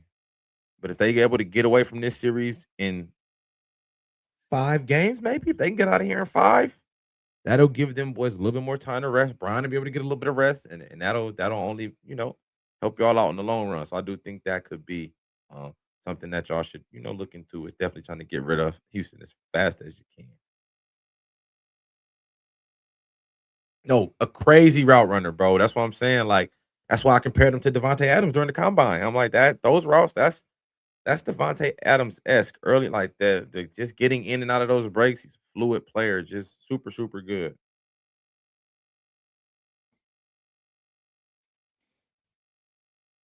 Do the Giants go Sonny Styles or do they go Caleb Downs? That's my question right now. I think they're gonna go with one of those dudes. Anybody, unless they go O line. O line is a play. It's definitely a play they could use. But oh yeah, Kansas City Chiefs just traded up to pick 6. I think they finna get Alvaro Reese. I just said who'd I say? I said they need to put somebody on the other side. I think that's who they trade up for. I think they trade up for Alvaro Reese. Kansas City just traded up.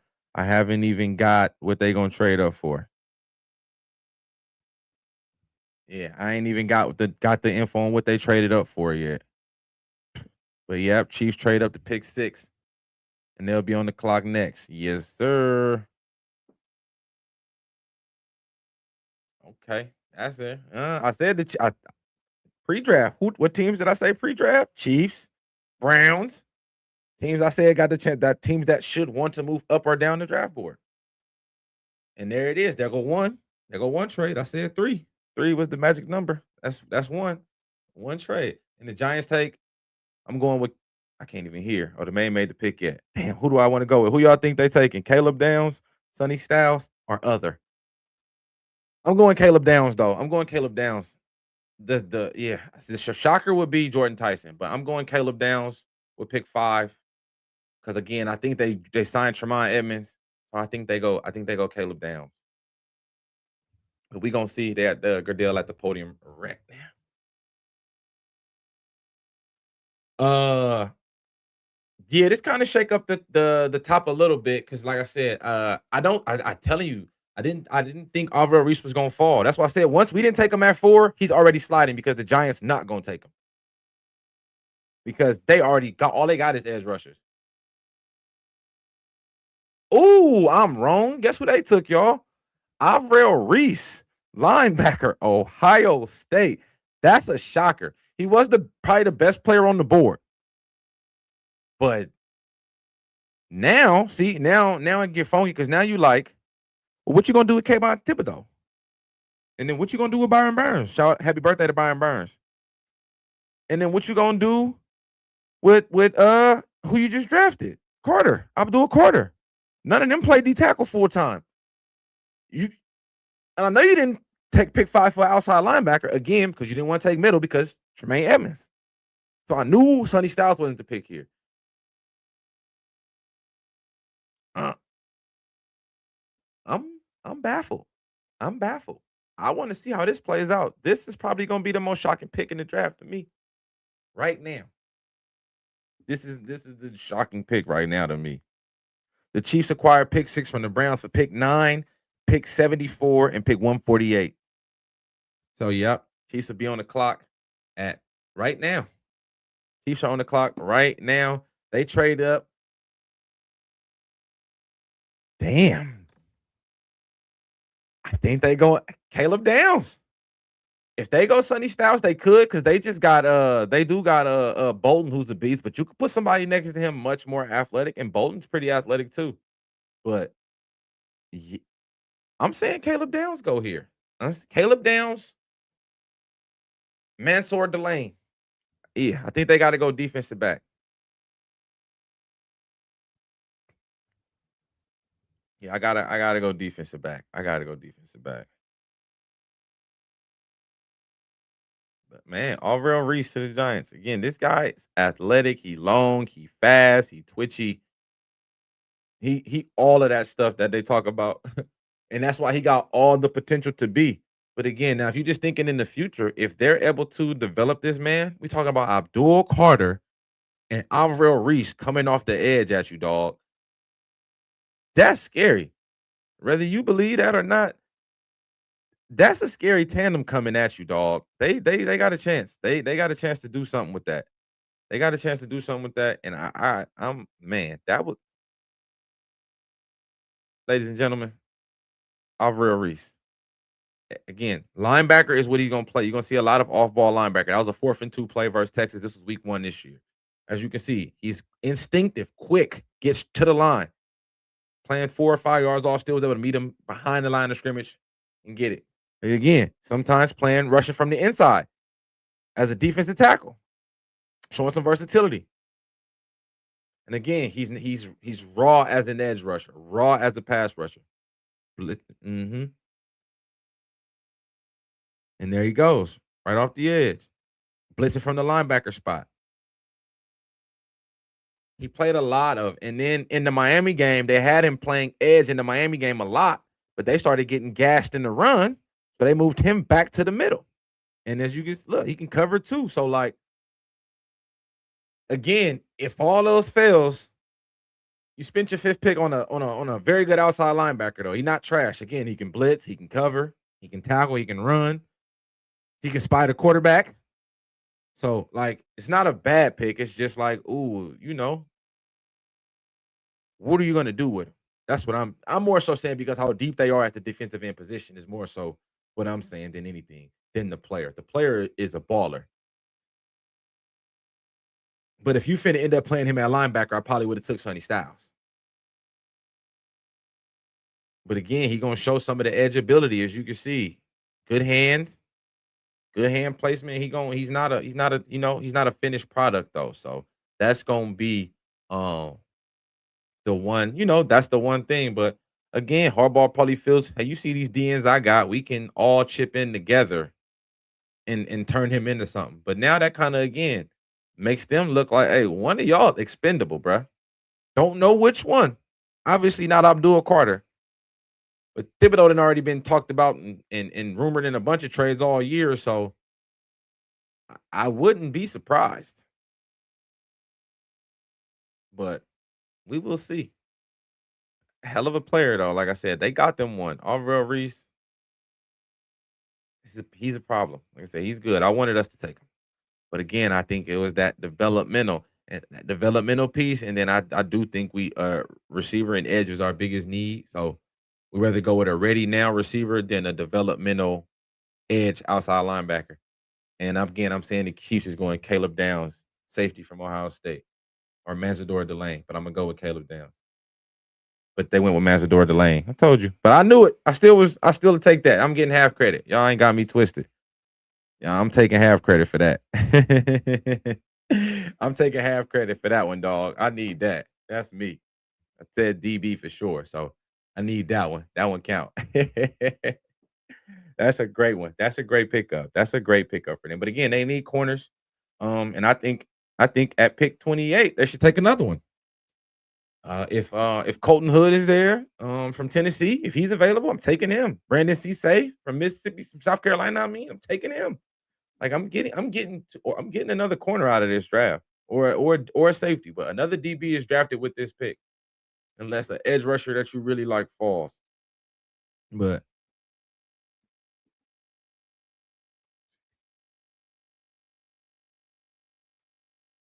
for sure, and especially with Mahomes coming off that injury too, you're gonna definitely need to.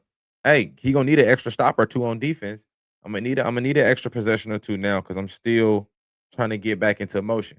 So I do like this.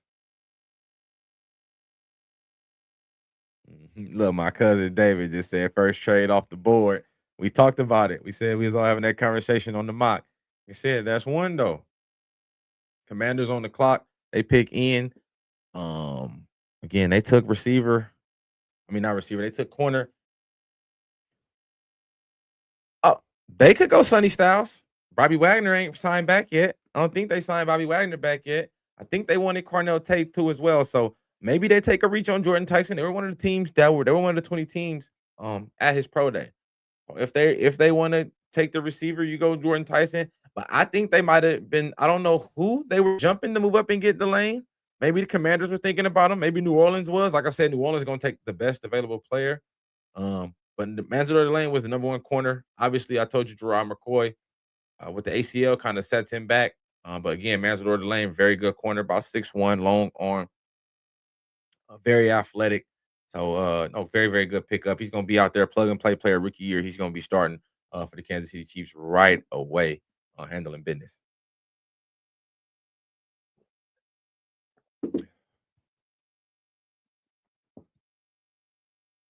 But yeah, big, big, big swing for Kansas City, trading up to get him. Uh Again, get the guy that you want, you get him, and you don't worry about it. But again, I do think they understood that they had to get the best corner in the draft because they literally lost three of them things through free agency and through trade. So you had to at least get one to go get the best one. Had to trade up a little bit, sacrifice the third and the fifth round pick, or a third and the sixth. Not bad at all for a win. And again, a guy that you're gonna plug and play in his rookie year, and he's gonna be very effective as a rookie. So big pickup for Kansas City. Watch the Commanders pick is in. Uh, Again, I think they go. I think they're gonna go Sunny Styles. I think they're gonna go with Sunny Styles. I think that's my choice. That's my choice. I'm going Sunny. Sunny Styles, middle linebacker from Ohio State. And and the gotta still show that love. Manzador Delane, everybody.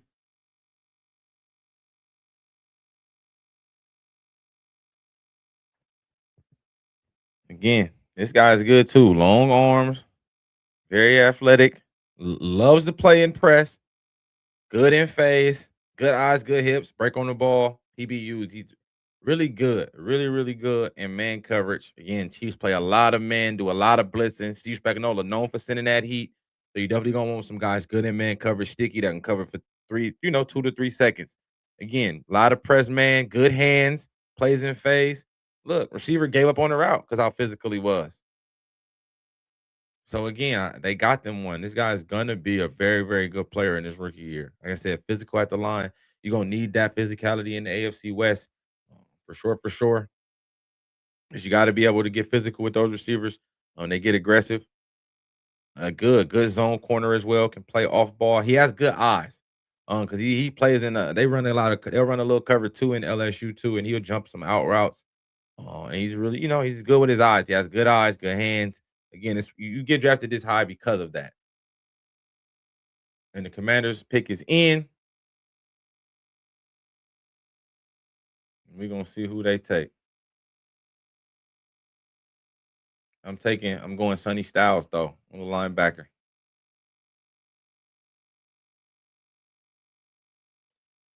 The Niners are gonna trade. Oh, I got you, Sky. Shout out to Bari. The Niners for sure gonna trade. Hold on, let me get this pick in. Sonny Styles. I'm on fire, y'all. Your boy on fire. I don't even know how many I got right now. I left my pen in the other room. My lady come back in here. I'm gonna have her get that pen for me so I can keep track of that. But yeah, baby. Sonny Styles, linebacker at Ohio State, replace Bobby Wagner, plug and play in that 4-3 defense. Go get him. That's a win. That's the perfect fit in Dan Quinn defense. And they robbed you, Rick. But I told you 4 through 12 was when he was going to be hot and live. And that's a good pickup for them. I think they wanted the receiver for short order running back, though, to pair with Jaden Daniels. But I don't think Sonny Styles is too far off. He said, I'm out. Hey, but I think that going back to you, Bari, I think the put that on there. Hey, I'm learning new things as we go. Hey, I do think the Niners will bring back. I mean, not bring back. I think they're gonna trade Brandon Ayuk. John Lynch already came out and said he played his last snap for the Niners. They got a lot of their money back. I do think if they wait until they're gonna see how the draft fall out. I think his value will go up post draft because some teams not gonna get the draft receivers. Some people gonna miss out on the guys they want. So I definitely think that he'll be moved for sure. He's definitely has a chance to be moved. I'm not sure if it'll be during the draft, or I think, like I said, I think it's gonna be post June 1. I think him and AJ Brown both will be traded post June 1. I think that's gonna be the move post June 1 for BA. Um, Jawan Jennings has a chance to come back. I doubt that Brandon and that Debo will come back. I think Debo's probably played his last snaps as a Niner, at least for the foreseeable future right now. I'll say that. But Jawan Jennings, I think he still could, especially with him not being picked up yet, which kind of means whatever number he thought he was worth is not there. So I do think that that's a good sign for especially the Niners. He's definitely somebody that they could potentially bring back. I think I think he would do good there. I still think he definitely could start that slot for y'all. You have him outside. I mean, you have Mike Evans outside, Pearsall outside. You stick him in the slot. You got Kittle, got a nice little offense right there. You still got C Mac Purdy. That's a Trent back on the new deal. That's a nice core of players to work with. So I do think that would be a good look to bring Jennings back. But BA will get traded. I think y'all will maybe get fourth, maybe at best. I'm gonna say a fourth with like some like incentive value to him play a certain amount of game, hit a threshold number or something, and then he'll go up to 13. And while we do that, I'm gonna let Sonny Styles play in the background because they got them a boy over there in Washington. Um, but yeah, I definitely think BA will get traded. Jawan Jennings would be a good thing to bring him back, and then Debo is I don't think he will be back at least not this season, barring some crazy injuries or something to the guys they already have in there. Then you could bring him back because he would know the system. But I think he's kind of gonna be chilling on the backside right now. Yeah, as y'all can see, Sonny Styles is a playmaker. um, Athlete, former safety. He plays safety. Again, his whole career played the first 2 years at safety, for Ohio State. So again, he's still learning the position. As a youngster, he's still learning the position. So I, I again, this that he's a freak of nature. 4'3", 4'3" 8" at the combine, 43-inch vertical, 11-inch broad jump, like all the athletic metrics, physical, cover running backs, cover tight ends, might can cover a slot or two out there, depending on how dangerous you are. But big pickup for these boys, big win. Sonny Styles is going to be a plug and play middle linebacker for them again for the next 10 to 12 years. And this is somebody who's going to get the most out of them. Like I said, we just talked about Dan Quinn having Bobby Wagner when he was in Seattle and then spinning the block and having him here um, in Washington now. And now you get basically the heir apparent. But don't and yeah, this is gonna be good for them, especially in a division like this where you got the Cowboys who got an explosive offense. They do like to run the ball. The Giants gonna try to come physical and get more physical with Harbaugh in there running the ball and getting more downhill. Um, so I do think this was a good look. And then obviously Philly with Saquon Barkley. They run the ball that and the quarterback runs the ball. So again, and a bunch of athletic quarterbacks in the division as well. So you get you a linebacker who can not only spy the quarterback, cover the running back, cover the tight end, make the calls, make the checks. Big win for Washington. Sonny Styles, middle linebacker, 6'4", 244 pounds. Just an animal out there. Play he's off the edge again, bro. Can blitz. They him and Alvaro Reese were the total package. They both played the linebacker spots, and they both just rotated between linebacker, edge, blitzing off from the tackle spot, and just causing havoc out there. So, uh, um, it's gonna be fun. It's gonna be fun to see them do that out there. It's gonna be fun. It's gonna be fun. Like I said, I like Sonny Styles. He's a good guy. He's a really good player, and he caught my eye last year when he first made that move to linebacker. And he was making splash play after splash play, and that's when he got that 6 on, and then he switched to 0 his senior year. But he was a playmaker, and he was all over the field for those boys. And he hit, and when he hit you with bad intentions, bad intentions. Sonny Styles is gonna be a very, very good player for these boys.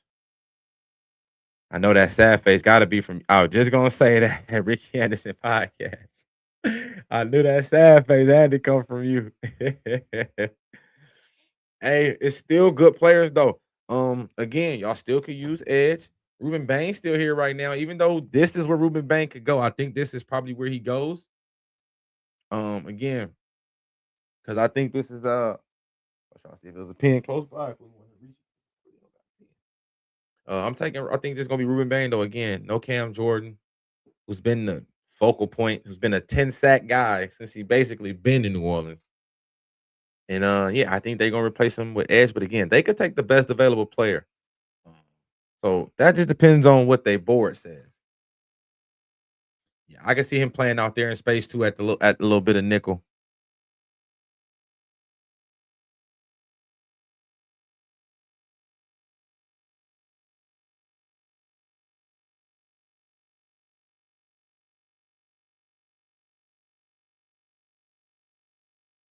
My bad. I'm checking the traps. I'm trying to make sure I ain't missed none. No, we all good. We are all good. Saints on the clock. Saints pick is in as well. Like I said, I think they go. I think they go edge rusher, but again, best available. I don't know who they will have as the best available player on their board. Um, well, let me check mine. Let me see who I got left. Where my top board at? We still got Francis Mauigoa on the board. I don't know if they're gonna go tackle. They could. We still got Caleb Downs. They could definitely use a defensive back. We got Ruben Bain Jr. And we got Malachi Lemon, Kenyon Sadiq, Jordan Tyson, Monroe Freeland. This is where this is kind of where the draft get. Like I said, these is where we're starting to see the end of the elite players. So the last two elite players I really have left on my entire board, three, because I'm not gonna hate. Francis Mauigoa, a tackle from Miami, he would be on my list. Ruben Bain from Miami, and Caleb Downs. Outside of that, everybody else is like upside guys, like really good players, starter caliber players. So and they went Jordan Tyson, y'all. They went wide receiver. That means the best player on their board. I got him ranked 13th on my board. So again, little bit of a reach, but if he healthy, like all the medical said, him and Chris Olave, they can make a nice duo. They can make a nice team to get down. So I'm definitely gonna be interested to see. They said he was definitely gonna go higher than people expected. This is definitely higher than what I expected. I knew teams were interested, and again, if he was healthy, he would have had a chance to go this high. But again, the medical records were clean. So basically, they were saying all his injuries he recovered from, he's fully healed. And the last injury he had was a hamstring. So that's that's a soft tissue injury. So that's one of those ones that don't really show up on the, you know what I'm saying? Don't really show up on the medical when you look at it. So we'll see. Again, I think it was a little bit of a reach, but I do think Jordan Tyson is a good player. He's a good player. He's a really good player. So I'm not gonna knock it. But it's all about health. If Jordan Tyson is healthy, like I said, he was like that. So I'm not gonna take that away from him like he wasn't. But health is everything in the league. And if you're not healthy, bro, this gonna look like a bad pick for New Orleans, especially when you got Caleb Down sitting up there. You got Ruben Baines out there. You know what I'm saying? Those are really, really good players that I still got ranked in my top 10. Francis Maui Noah, I got ranked 6. Like, you know what I'm saying? He's my top rated offensive lineman. So if they, so like you passed up on the top rated offensive lineman, you passed up on the best defensive back in the draft, you passed up on the Biletnikoff Award receiver and Malachi Lemon as well. Again, for a guy with the most upside, if he healthy, is explosive. Again, when he is healthy, we talking Odell Beckham esque, Jordan Jefferson esque. Like he does have those abilities: the run after catch, the start and stop, the quick twitch in and out of his routes, the separation at the top of his routes. He got all that. I'm not gonna knock him. I'm not gonna knock him. Cleveland should definitely go Francis Maui Noah. He's the best player on my board. That's how you help the quarterback out. They already got probably the receiver y'all would have took right here. So why not take the best player on my board and Francis Maui Noah? I think that'll be a perfect pickup for them. But Jordan Tyson to New Orleans, this is gonna be one interesting to watch late because I mean, as we get later into the year and it's really going because Chris Olave get hurt like he been showing. His injury history is looking kind of scary. And knock on wood, Jordan Tyson starts to get hurt again. That's gonna be a bad pickup. That's gonna be a bad, bad pick in a draft where you have some other players available that you could have took. But again, if he's healthy, you got you one because again, he probably was the best receiver in the draft, fully healthy. Again, because of how good he was since he showed up to AZ State. He's been very good since his freshman year every time. So he's really, really like that. And I thought he showed out that year they made that college playoff run. But again, health is everything, and being injured, missing at least 6 games or more in 3 of your 4 college seasons is something hard to just to like pass up on, like to not think about. So I do think that that New Orleans must have again medical cleared the test and is basically saying he's healthy, he good. So this ain't a reach. But again, a little bit to me it is, but only because of the injury history. So we will see. He's gonna have a chance to prove it all and shut us all up. But yeah, Jordan Tyson to the New Orleans Saints. He gonna be good, man. He's gonna be good. Like I said, I don't wish injury on nobody. So definitely if he healthy, they gonna get themselves a playmaker. And we got the Cleveland Browns on the clock. Again, I got the best lineman in the draft, Francis Maui Noah, who I had rated as my 6th best player overall in the draft. Position flexibility, can play right tackle, left tackle, guard. So, um, yeah, we gonna see. We gonna see. I'm gonna see if we right about this. But yeah, he's a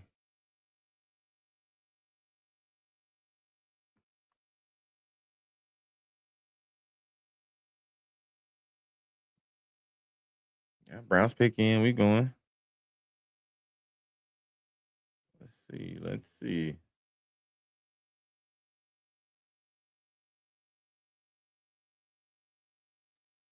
Who y'all taking, Browns? Who y'all taking?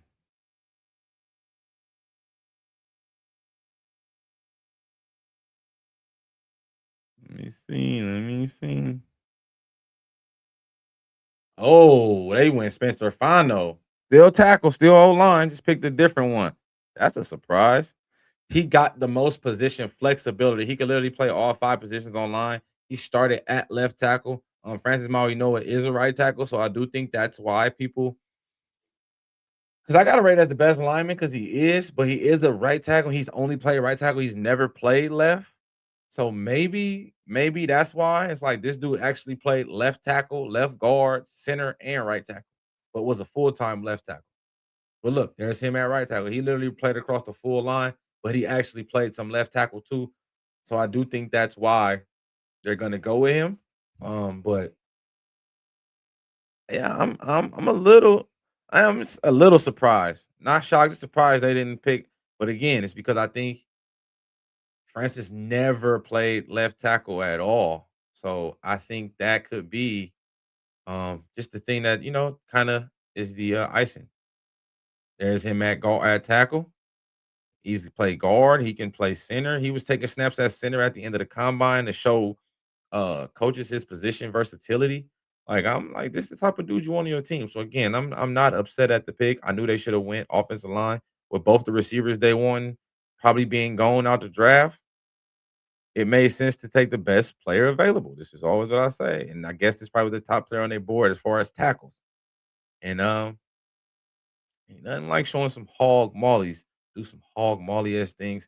And the Giants pick is in, and they already running up to the podium. So while we watch a little bit of his highlights, Giants pick 10. Um, they gonna get Caleb down. Oh, they picked Francis Maui Noah. They took the two best players on the board, bro. They got Arvell Reese who fell, and Francis Maui Noah who fell. That, ladies and gentlemen, is a win.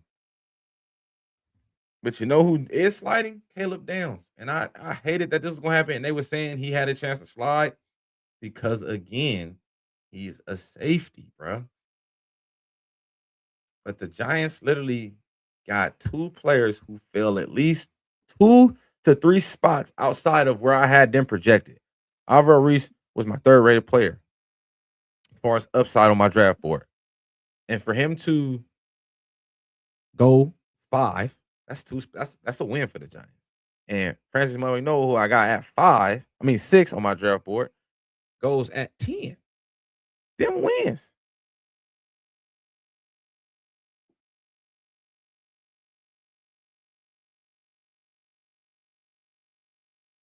Cowboys just traded up. Cowboys just traded up, y'all. And they gonna take Caleb Downs. I'm already knowing. Got to. Either they traded up, and they only traded up. They traded up. Oh, they traded up to get 2 picks in a row. So the Cowboys traded their back end pick. That's even more interesting. Cowboys traded their back end pick, bro. That's hold on. How many trades is that now, y'all? What I say? 3, 4? I'm here. I'm here. I'm here. That's 2 right there. Who traded first? Who we talked about traded first? Chiefs and Browns, who ourselves should have been the team to trade, and then Cowboys. Cowboys just traded up, and they traded pick 20 or 22, whatever one it is. They traded that. Oh no, they didn't. Never mind. It flipped. They traded pick 12. They swapped one spot with Miami. One spot? Was Miami gonna take the guy they wanted, and they probably offered a little bit more to take him because Miami got a lot of needs, and Miami got a lot of picks. They got now with this trade happening. I'm pretty sure they gained at least 1 pick on top of this. So I'm gonna say they had 12 picks total now. That's a win.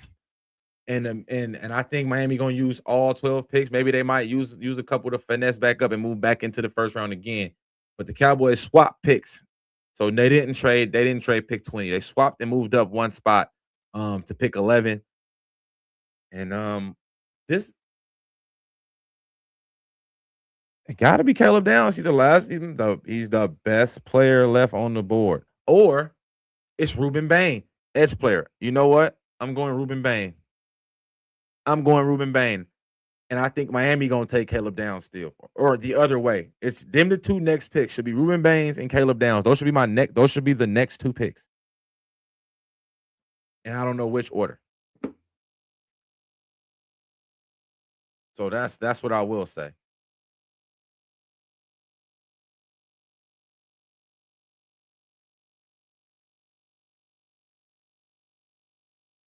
Big man, the Giants is having a draft, bro. And you know I got to shout out to the Hog Mollies 2 in a row. Francis Maui Noah, ladies and gentlemen, right tackle, massive human being, whole lot of human. Hey, I'm gonna put this up front. Hey, just remember the last tackle that said they'd die for somebody. You see, that didn't end well. Will Campbell said that, and they was roasting him in the Super Bowl. Now they talking about moving him to guard. So be careful saying who you would die for out here on this field. But I do like Francis Maui Noah though. That's a good pickup. That's a hell of a pickup. That's crazy. They got 2 players to fall, bro. That's good. Again, I still don't know what they're gonna do with Alvaro Reese, but that's a fucking good pickup. Cowboys pick is in. I'm going Ruben Bain though. I'm going Ruben Bain. I'm going Ruben. Caleb Downs is the best player. Is like I said, I think he's the probably the best player in the draft. But that could be defensive back bias. That happens from time to time. But yeah, but no, we're gonna see. The pick is in. Cowboys pick is in. We will see. The Cowboys get pick 11. The Dolphins got pick 12, 177, and 180. So a couple day three picks. Couple day three picks to add to move up one spot. I ain't mad at that. Like I said, they need a bunch of stuff in Miami. They cleaned house. They need a receiver. They need a tight end. They need two corners. They need an edge player. They can use a safety. They could use them outside linebacker. Only thing they don't need is a quarterback and a running back. Everybody else is signable. So it's yeah. I'm definitely gonna see how that go. But yeah, I think I'm going Ruben Bain, man, to the Cowboys. Ruben Bain. I think that's who they trade up for one spot. Because maybe somebody else called Miami and was like, "Hey, we finna trade up,"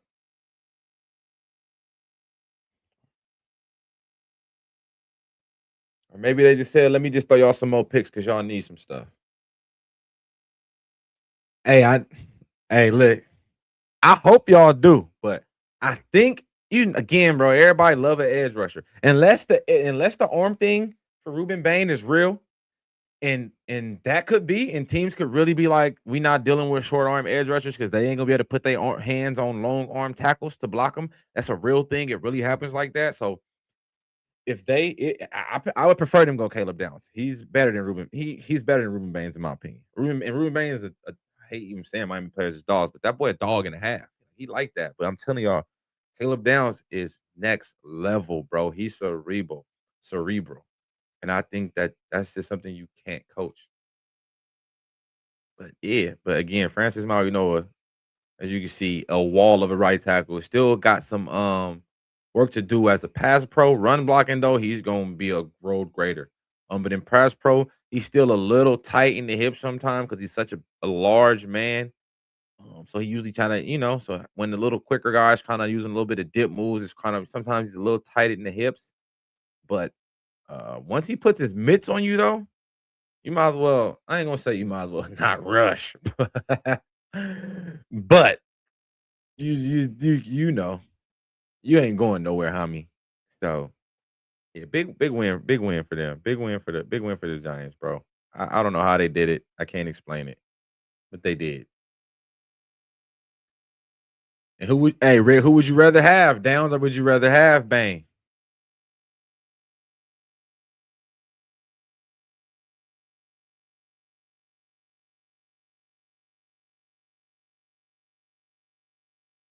Yes, sir.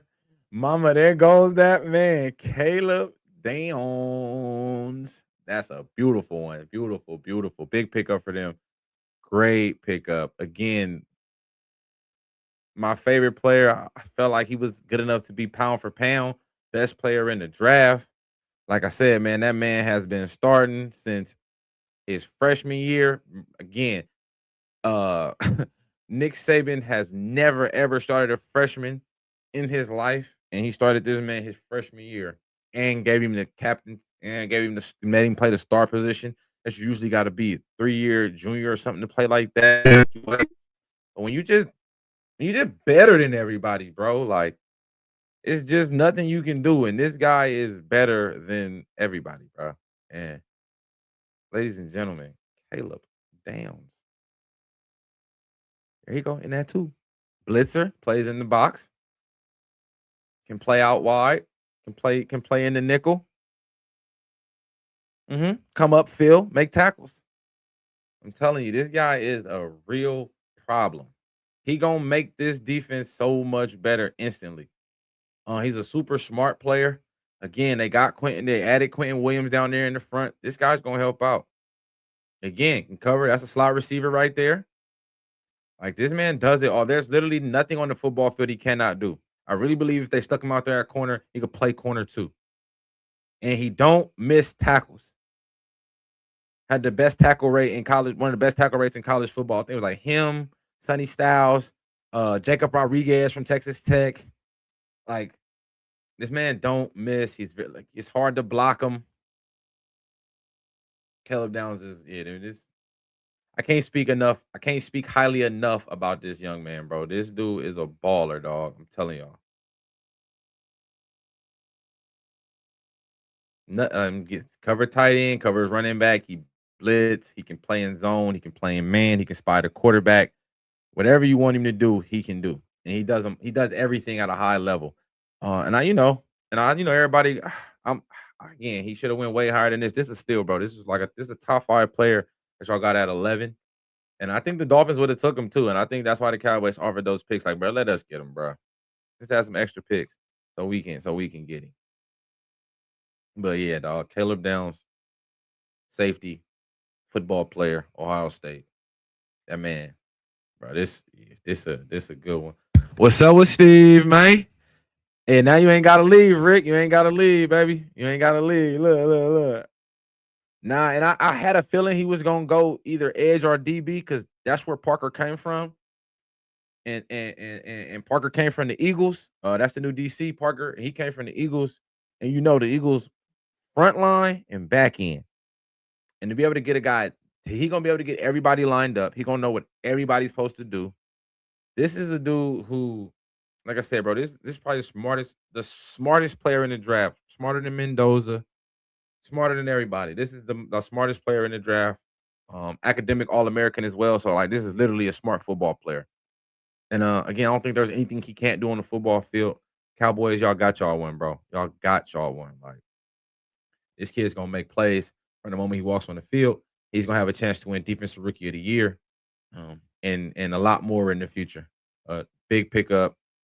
I don't know if Caleb Downs to the Cowboys or Sonny Styles to the Commanders right now have been like my favorite pick so far. I think of my two like favorite fit picks, like fits need very, very well.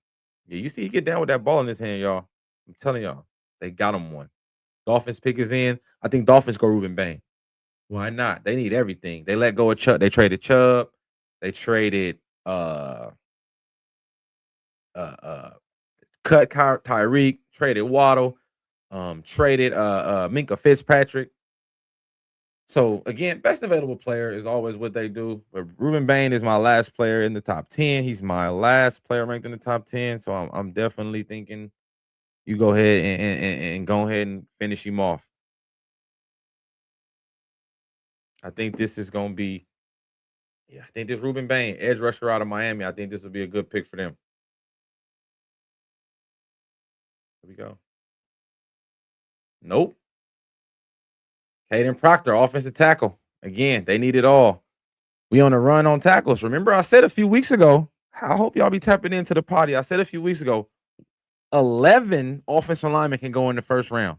I think that was the number I ended with. I had a whole list of them. I listed all the names. And I said 11 offensive linemen can go in the first round. And we had pick 12 and we already at 3. So remember what I said. 11 offensive linemen, 3 to 4 trades. I think we already at 3. So we might go well over that.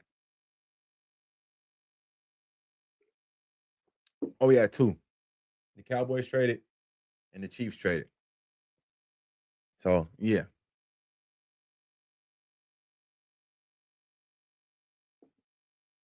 But Caden Proctor, massive man out of Alabama.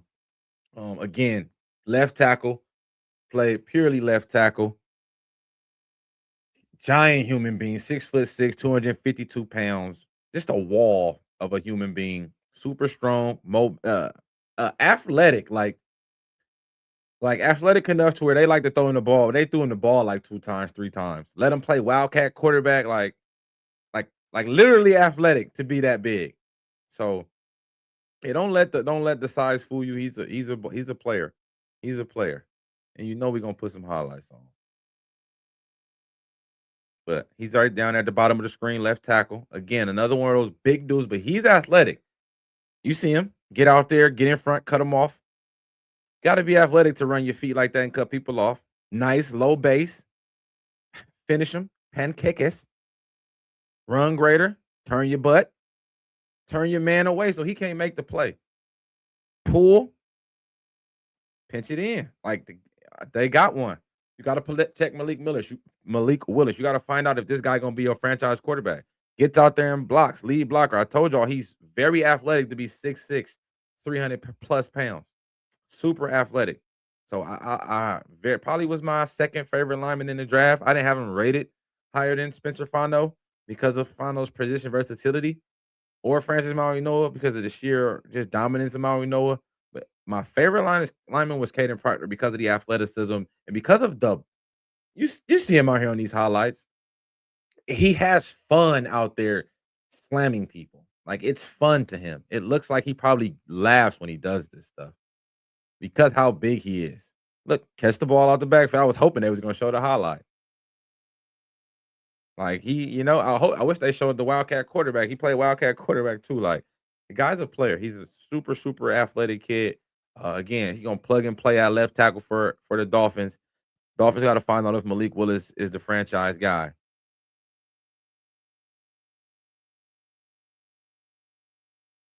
Oh, shout out to Twin Stars, to the B-Day boys, man. Happy birthday, young players. Hey, y'all got a good pops, man. Good man. Take care of pops. He gonna take care of y'all. Y'all make sure, man. You already know, Steve. You my guy, Steve. You be tapped in, bro. I appreciate you, dog. You know it. Matter of fact, tell them to make sure they turn out the screen, turn it in. You feel me? Tell them make sure they look at the screen too. Shout out to the Twin Stars, man. Y'all done made the pod, dog. The Dolphins not Dolphins, Rams on the clock. Hmm. I don't know what the Rams gonna take. Now I gotta look at my list. They don't normally take receivers high. They got a need for one with Devontae Adams being older, Puka Nacua going through what he going through. So maybe they could take Malachi Lemon. They just took Ferguson in the second round last year, out of Oregon. Could they double back and take Kenyon Sadiq as well? I think that'd be. Oh, I like that comparison. I like that you pick comparison, Jabari to Trent Williams. I like that. I like that comparison. Big, physical, athletic, scary athletic. Like, you shouldn't be this athletic and be that big. I think that's for real, for real. I like that. Man, hey man, I could keep it all on my phone for y'all, but I be trying to be professional. Like, I want to look like they be looking on the TV. You feel me? I be having my phone for just like alerts if something happened quickly. So, but yeah. I'm trying to be professional, man. But yeah, I like that. I like that. I like that though. Shout out to the Twins again, man. Happy birthday, young players. Shout out to Pops too, man. That's a good one. Good people's right there. Who we think the Rams taking? Like I said, could it be Malachi Lemon? Could they like to run two tight ends? Could they go Kenyon Sadiq and put him in at tight end and let him spin? It's possible. You can go two tight ends. They did take Ferguson in like the second or third round, so he ain't a first round pick. So, like, you ain't wrong if you draft another tight end, especially a first round with that type of talent.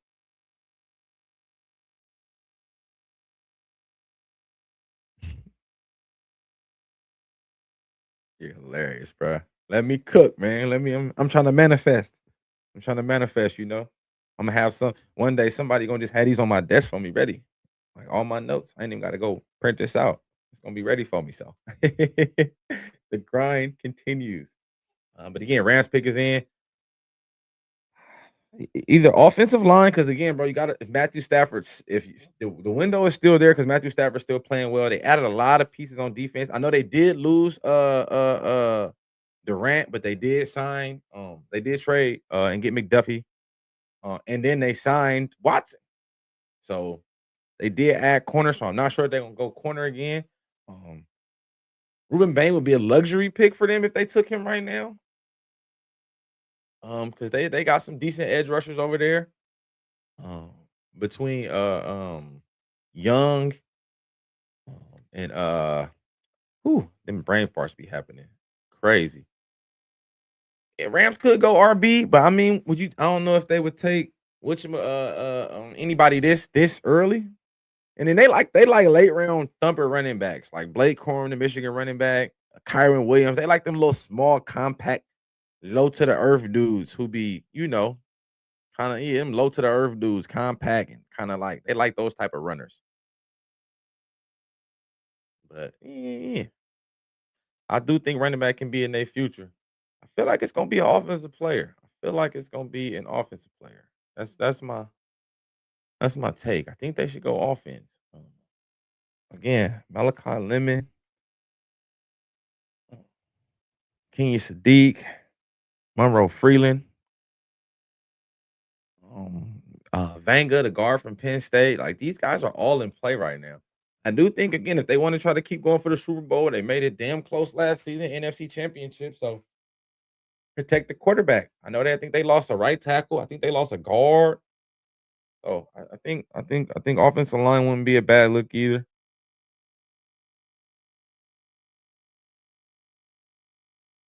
We finna see though. The pick is in. Goodell walking to the stage. You gonna be chilling, Tyson. Don't even trip. You're gonna be chilling for a little bit, bro. Don't even worry about it. But who we think the Rams selecting? Who we think the Rams gonna go with?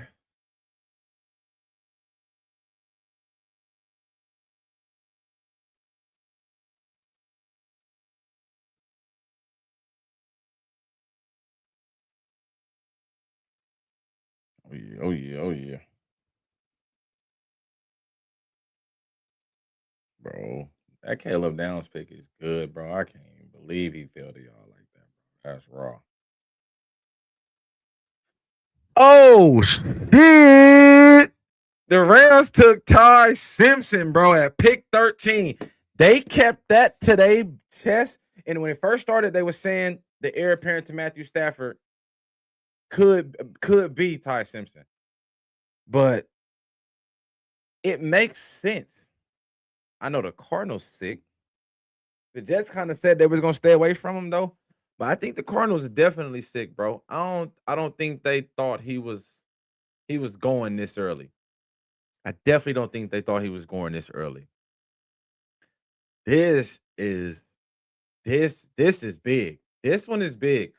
I like this though because one thing I can say, man, Sean McVay is a hell of a coach, which means he knows exactly when he rolls out Ty Simpson, whenever that is. I'm assuming Ty gonna sit for 2 years for sure. He won't touch unless Stafford hurt one of his fingers. He always hurt a finger throwing that ball. So unless he hurt a finger and got to miss a game, Ty gonna sit for a year. I'm gonna say maybe even two. I think Stafford gonna play at least two more for sure. Cause Arizona for sure effed it up again. I don't think I don't. A lot of people forgot about the Rams because they were talking about re-signing Matthew Stafford and everything. But again, they still ain't re-signed Stafford yet either, though. They talking about an extension for Stafford and everything, but they still haven't. And I guess they did let Stafford know and inform him that they was gonna select Ty Simpson. So that is dope.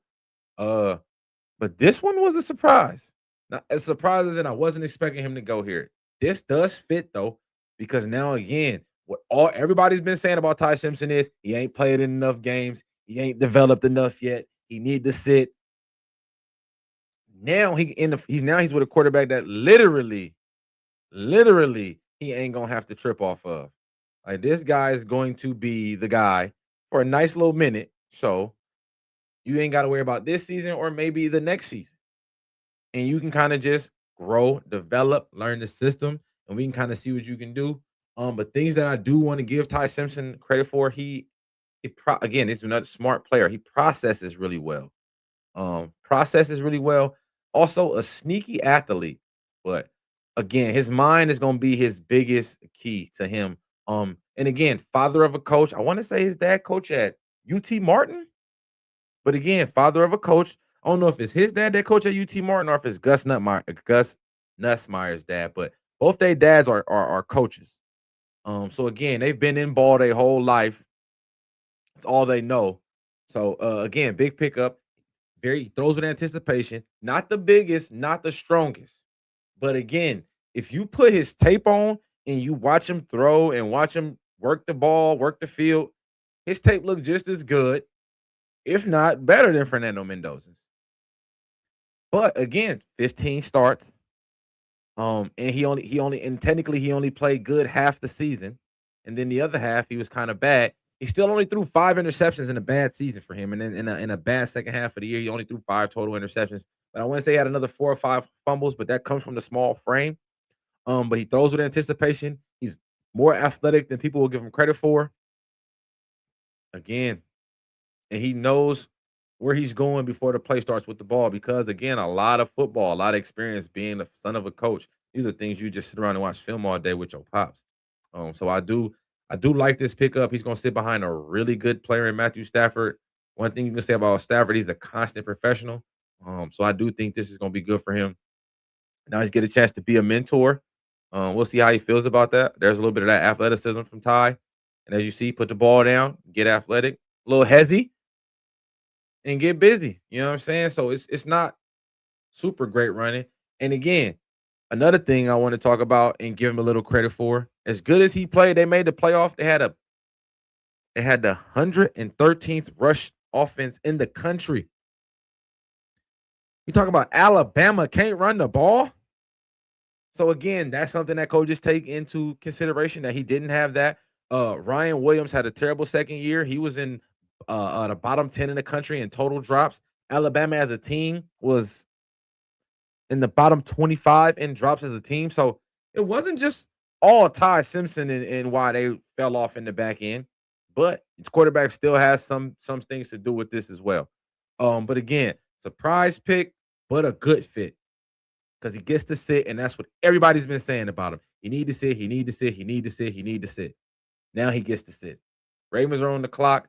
I think the Ravens should take Ruben Bain. They lost all their edge players. I felt like they let them all go. They traded Femi to the Chargers or Omen Famu to the Chargers. Oh, they took guard.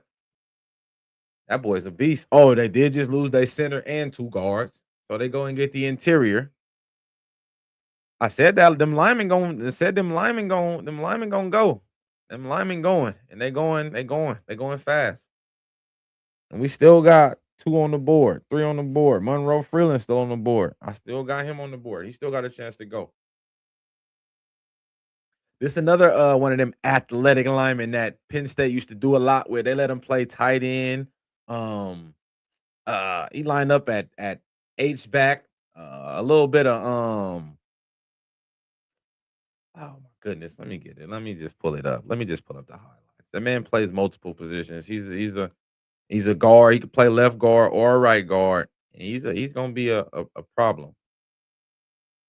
Again, very athletic, very physical.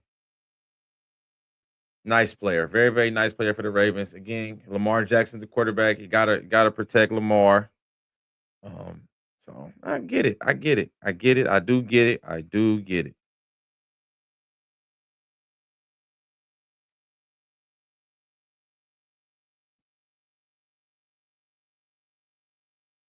Trying to find a good highlight of him.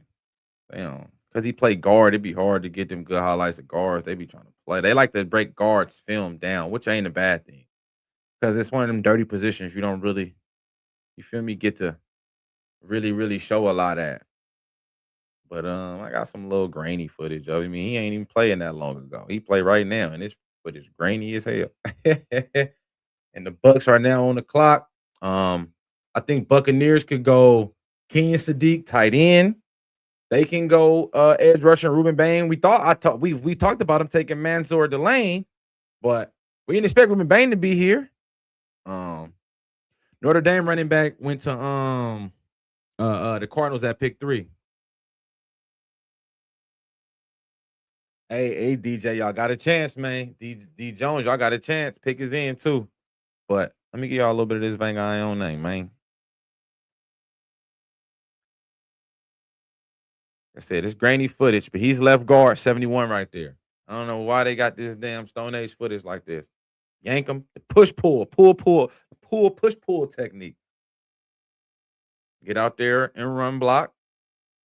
Drive your man 15 yards down the field and end up putting him in the ground. That's him pulling. You might have didn't see it. He wasn't playing lineman right there. Sometimes it happens so fast. That's him coming in motion. I gotta pause it for y'all so y'all can see. See my screen? That's him coming in motion, y'all. That's what I mean by they use this man like a freaking problem. That's him in motion right there. I want to make sure y'all see him so y'all can know what he finna do. Clock how.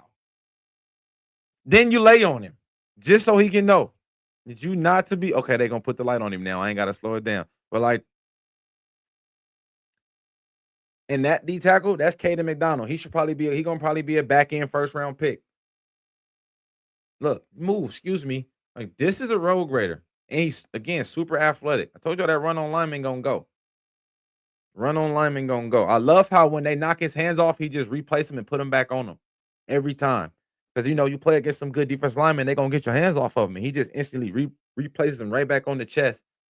There he goes, pulling again, leading the way. Boop, excuse me.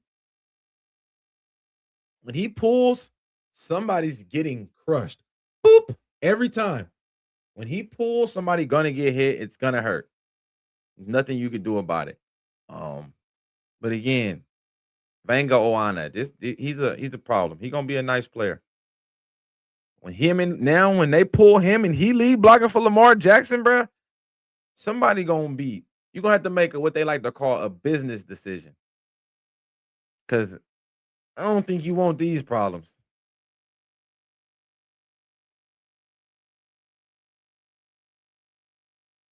Yeah, he's gonna be a beast, man. He gonna be a beast. I thought that was a good pickup. Good pickup. Good pickup. The tight end from Vanderbilt, he probably won't go till day 2. Early day 2 though. Eli Storrs, that's my guy. He's if Kenyon Sadiq didn't wow at the combine like he did, Eli Storrs would have wowed. He was Kenyon Sadiq was breaking all the records, and then he was coming behind Sadiq and making second place in all the records. So like it was just hard to kind of pick. And he's a former quarterback. That's why I really like Eli Storrs. He played quarterback first. So I like quarterbacks who change their position early because you still got that quarterback mindset. So you just kind of know where to go and know where to fit in. But I think that's a good one though. Good pickup for the Ravens though. He's a problem. Now we got them Bucks on the clock. Like I said, I thought they was gonna go edge. I had either edge or tight end because I do think they could use the tight end as well. But yeah, Kenyon Sadiq, Ruben Bain, like hell, Malachi Lemon. But I don't think y'all need a receiver that bad. But yeah, I'm going with the yeah.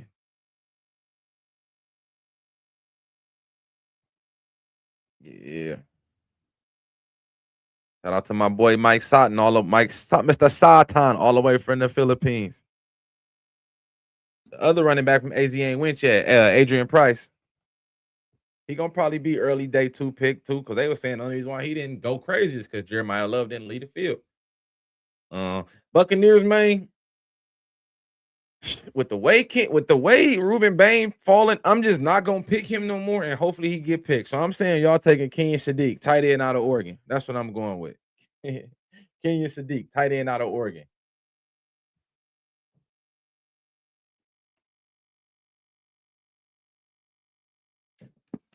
There we go. I did that on purpose. Yep, I did that on purpose.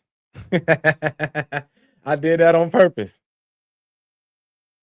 I I purposely picked somebody else so they could pick Ruben Bain because the last 3 teams that should have took Ruben Bain didn't. So I was like, you know what? Let me try something different. I'm not gonna say his name so he can. Good, bro. This is a big pickup. They need an edge rusher. Um, you got Kalijah Kancey on the middle. He missed all of last year. He gonna help out when he get healthy. You got Vita Vey. They got Yaya Diaby, who's not bad on that edge. And now you add Ruben Bain. Now you got the speed rusher with Yaya Diaby. You got the power rusher with Bain. You got the speed rusher on the inside with Kalijah Kancey. And you got the power rusher with Vita Vey. Now you got a front line.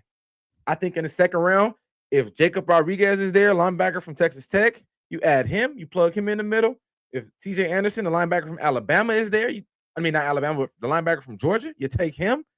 If AJ Hill Jr. from Texas is there, y'all take him. Y'all gotta replace Levante David next. But that's a big pickup. Again, Ruben Bain was literally, bro, my 9th rated player. Y'all got him at 15. That's a win. And that's paper chasing Joe. That's exact. I listen. Y'all know I do not care for Miami players, but that man, that man, a monster, bro. He's a dog. Like I said, we gonna find out if the short arms work or not, and we all gonna be very, very tuned in to see. And I even hate to say it, I'm rooting for him because they basically said if he had short arms, he'd have been better than everybody. So like, I'm rooting for Ruben Bain, and I do think if the short arms do, he can add another 20 pounds and go to D tackle because short arms don't matter at D tackle because most guards and centers play guard and center because they got short arms. So here we go. But that's a big win. Jets back on the clock. They took David Bailey first. I think they should go Gerard McCoy, cornerback from Tennessee. Obviously, they traded Sauce Garner. I think you definitely can could use some secondary help. That would be a good pick. They could also go Malachi Lemon as well. He's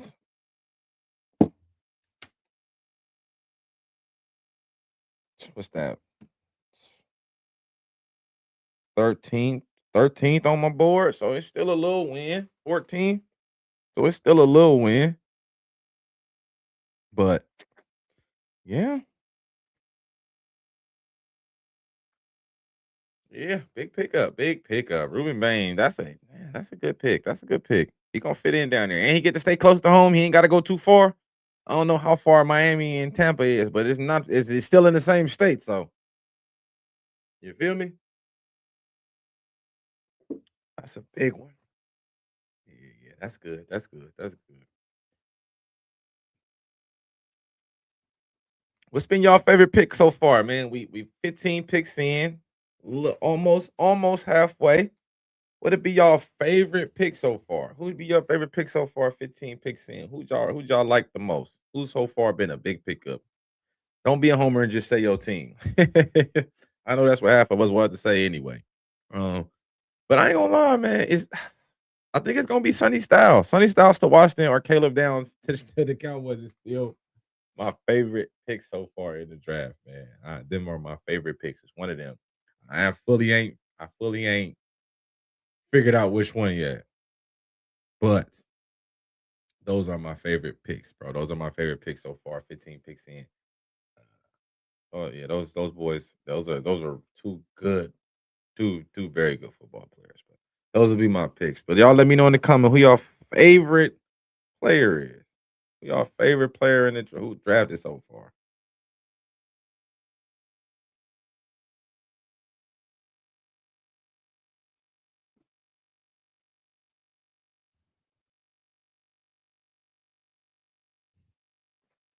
Yeah. Downs or Tate. Yeah, I respect.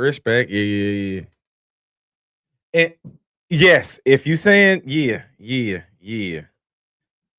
So basically both of y'all just said the same thing. P said that Bane really because that's a steal, and then favorite pick just happened for sure.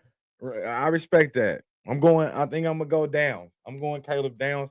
I just think Cowboys still need so many more players on defense. So that's kind of why I kind of want to go Styles. I think that Washington defense is a little bit more complete because the Cowboys have so many holes on defense. But bro, I just love Caleb Downs, bro. That boy's a dog. All them Ohio State players is damn good though, and it's gonna be a hand of them getting drafted. And the Jets took Kenyon Sadiq. I thought they was gonna take Malachi Lemon, but they went pass catcher, which makes sense.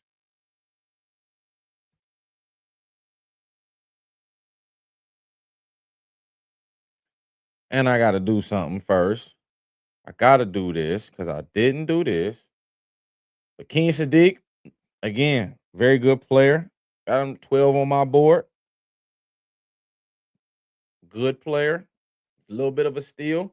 I thought if he would have made it to Detroit, they might have went too. Detroit might get Manzador Delane now.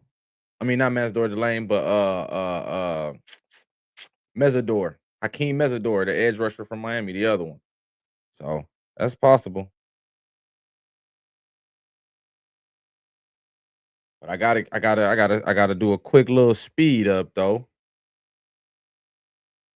I think he overrated. I don't really like him. Who you talking about? You better not be talking about Caleb Downs. Are you talking about Sonny Styles? Let me know something. Who you talking about?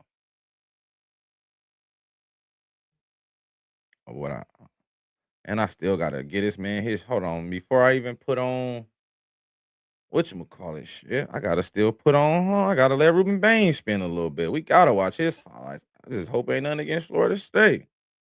I gotta give Ruben his spotlight, and then we'll double back and give Sadiq his love too. But I gotta give Ruben Baines some credit. That boy's a man. Look at that motherfucker. That boy a problem, bro. Look at him, bro. Like he do it with no effort, none. Oh, the tight end, Kenyon Sadiq. I ain't gonna say he was overrated. I think he was underused. I do think he was underused at Oregon as well because they like to still run the ball. They still a running team as much as they look flashy and run around. They still run the ball a lot. So that's why his blocking was what really no he got moved up draft boards because the 40 time and all that. But he was second in the country in everything behind Stowers and stat wise. Um, but DJ said they was in a good one. Side notes: Hawks beat the Knicks again. But again, Ruben Baines got the short arms, but man, that it don't show up in the highlights. I mean, obviously they highlights, but like it wasn't a lot of games. It wasn't a lot of games that like he was not showing out where you was just like, oh, this tackle was killing him because his arms were short. Like you never said that ever. So like that's my thing. Like, yeah, his arm's short, but y'all never once in a game put on film and put the film on. Like, go watch full game films of this man. And there's no all these tackles that's getting drafted. Go put the film on. Half of these dudes that's getting drafted has film against Desmond Bain, has film against David Bailey. Go put the film on against these dudes and watch what they did to some of these guys. So like, but again, that's why David Bailey goes too. And Bain got short arms, so he falls. But hey, they gotta steal though. They gotta steal. A gadget tight end, gadget like so it's two different type of gadgets. Gadget like Jonu Smith or a gadget like God bless the dead Aaron Hernandez. Because that's two different type of gadget players. If it's gadget like Jonu Smith, all right, that could be a bust. But if we talking gadget like Aaron Hernandez, that's a damn good player. But yeah, Ruben Baines a dog, and I can say I'm happy that he far away from us and he all the way in the NFC. So like, I don't gotta stress over that. That's what I can say. I don't have to stress over that. I don't have to worry about him wreaking havoc in our division. So hallelujah, holla back.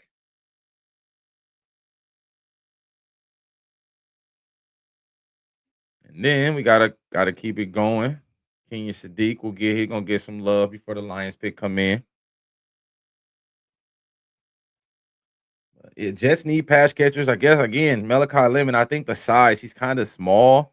He don't really got an injury history, but he's really small. And they compare him to Amon-Ra St. Brown, but he's tough like Amon-Ra St. Brown, but he's not built like the body type of Amon-Ra St. Brown. So I do think that's another reason why he's falling a little bit.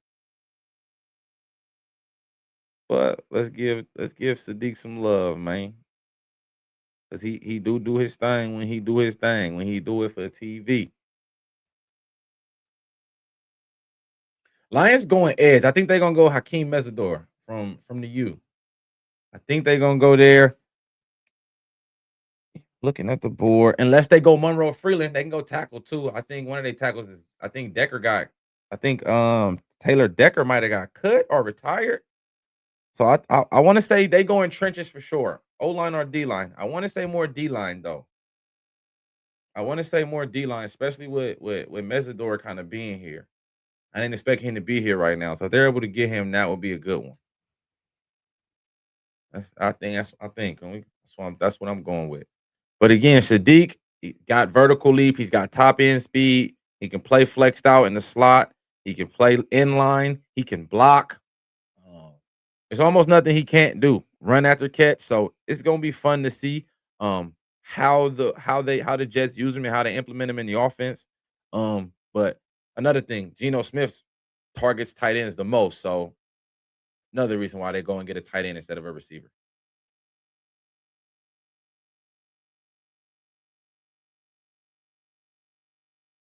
Blake Miller, offensive line, Clemson. That's why I said O line or D line. What that? That's what? It's 5 linemen? 6 linemen? We here. I'm telling y'all. They showing him blocking because he had look at him. It's effort. It's all about effort. Blocking is effort.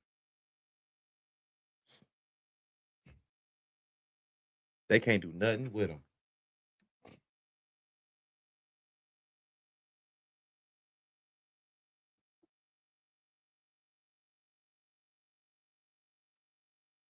But yeah, man, big pickup for the Lions again. Protect the quarterback, protect your investment. Jared Goff company makes sense. I knew they was going trenches though. They definitely were in need of trenches. O line or D line was going to definitely be the pick for them. So that it only made sense to do that. And Blake Miller is not a bad guy at all. Again, very good out of Clemson. Bigger guy. I want to say he plays the left, but I think he played right too. I think he played more right tackle than left. But I do think he plays some left tackle too. But they always looking for position versatile guys who can do more, can play more than just one position on the offensive line, especially in this day and age. You definitely want more players, more athletic tackles who can do more. And he's one of those dudes. But again, a little bit more heavy on the right tackle, but I do think he has some left tackle ability. And let's go ahead and put Bliggity Blake on and let him get some. Get your time to shine, Mr. Blake. Vikings on the clock. I think they're gonna go defensive line. Yep. As soon as I said it. Caleb Banks, Florida, defensive line. This is a guy who I didn't have ranked in my top 32. Because of injury, he got hurt, and then he played in like like 4 games last year, maybe 4, 5 games. Damn near led the team in the last couple games. Bigger guy out of Florida, very athletic, play all up and down the defensive line. 1 tech, 2 tech, 3 tech. Like I said, got hurt at Florida. But again, massive human being, 6'6", 327. But again, it's quicker than he looks. When you see people that big, you don't think they're gonna be explosive. You don't think they're gonna be agile. So when you get that, it's like, ooh. And yeah, Caleb Banks is that. He wore that nasty 88.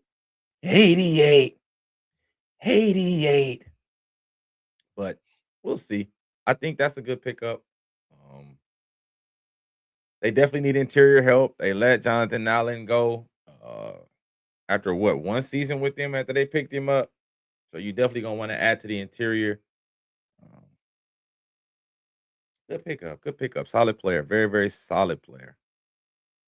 Like I said, he's again a lot of these dudes now. We doing upside dudes now. We in a part of the draft where it's gonna be upside guys.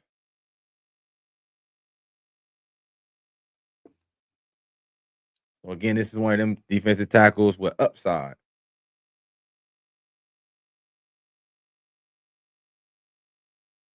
Getting this film together so we can go ahead and watch that man do his thing.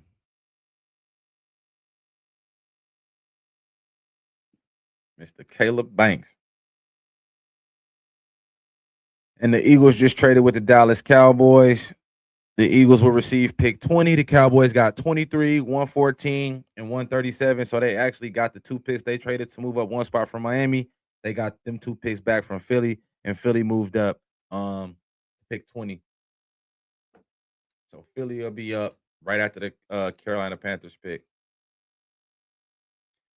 You see how quick that boy get off the line? He gonna be a problem. He gonna be somebody that they ain't gonna that's gonna be wreak havoc once he figures it out and puts it all together, as they like to say. Look, off the edge as well. He can play DN too. You're still long, 6'6". 6'6" is still 6'6", and he is that all day. And then we got the Carolina Panthers on the clock. They've been rumored to saying that they are still looking to take another wide receiver. They just want to put weapons around Bryce, which could make sense. Um, but I think they could use. Hmm, they did add a lot. I think they could use another edge. They could put somebody on the other side of Jalen Phillips. I don't mind that. They just brought back. They got Derek Brown back in the at D tackle. He's gonna be solid. So you could put somebody on the other side of Jalen Phillips. They could put somebody on the other side of JC Horn or Chase Horn or wide receiver. That would be my other look. Would be wide receiver. You can they in O line because there's still some good O linemen on the board. And like I said, we still gonna have a run of those boys. But again, Caleb Banks, as y'all can see, bro, is like that. He's got a lot of upside, raw talent. Like I said, didn't play a lot of games, but when he played, he was effective. You can see he can push the pocket from the middle. He can push the pocket from the edge. He uses his length. He uses his hands. He usually puts his hands on you before you put your hands on him. Like things like that this is why you get drafted in the first round because we know we're gonna need that extra year to develop you. Chasing down the field, force the fumble, recover the fumble, call it look at the hands. Even after you get him on his first move, he come back with his second move. Like he's got a repertoire. Hands on, bull rush, get him off of you.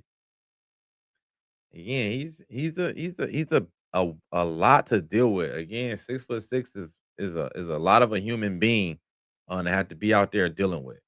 And for 4 quarters, he can wreck a game.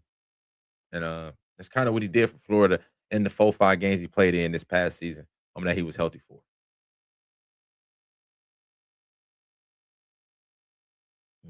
Get to him before they get to you. Yeah, Caleb Banks, man. Yeah, big pickup for the Vikings again. Got it. Got good edge rushers already, but needed to help out in the interior to be able to stop that run a little bit more. And he's gonna definitely be able to come in and help that right away.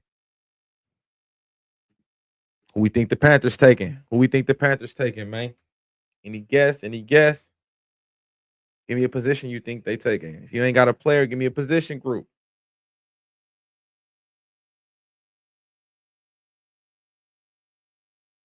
Yeah, I'm thinking. Still looking at my Malachi Lemon is my top player left, bro. Him, Monroe Freeland, Gerard McCoy, Akeem Mesidor, Dylan Thineman, Emmanuel McNeil Warren.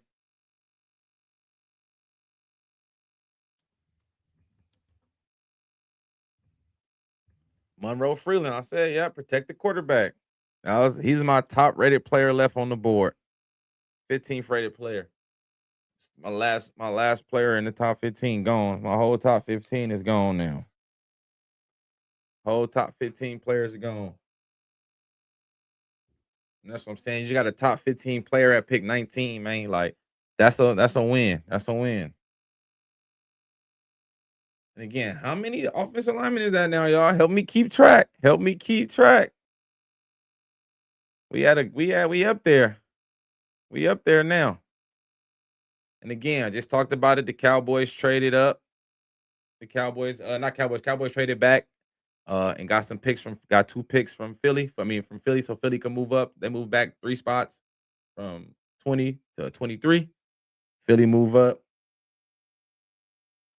Ain't no telling who Philly moved up for. They got a couple different needs.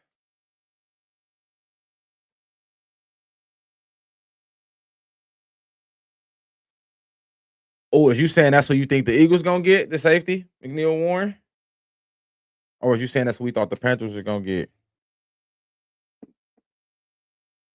But let's go ahead and give Monroe Freeland some love, man. Left tackle. Again, got to invest in Bryce Young. I'm not mad at that. Bryce Young had a decent year as he finished the year off. So continue to invest in him and help him out. Eagles pick is in. Goodell going to the board.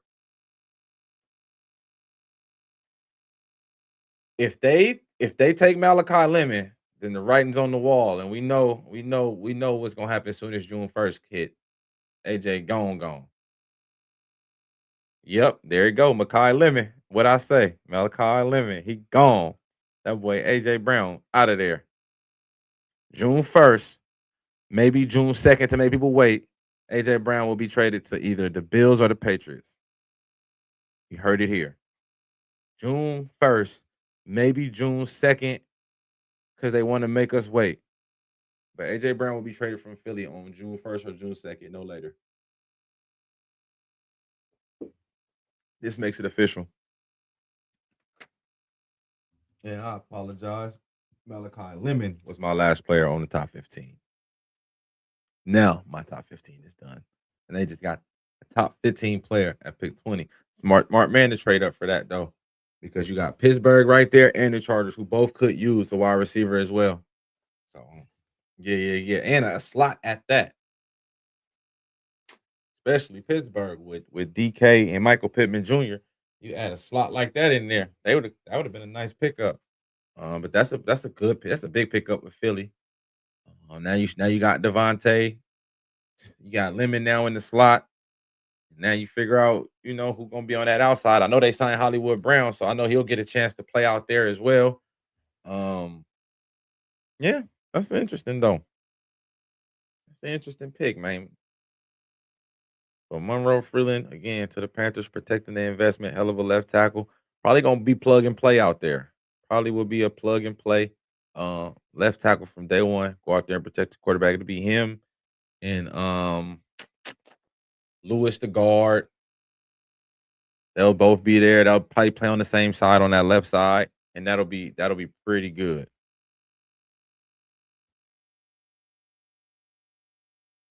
My bad. Now I gotta check them traps.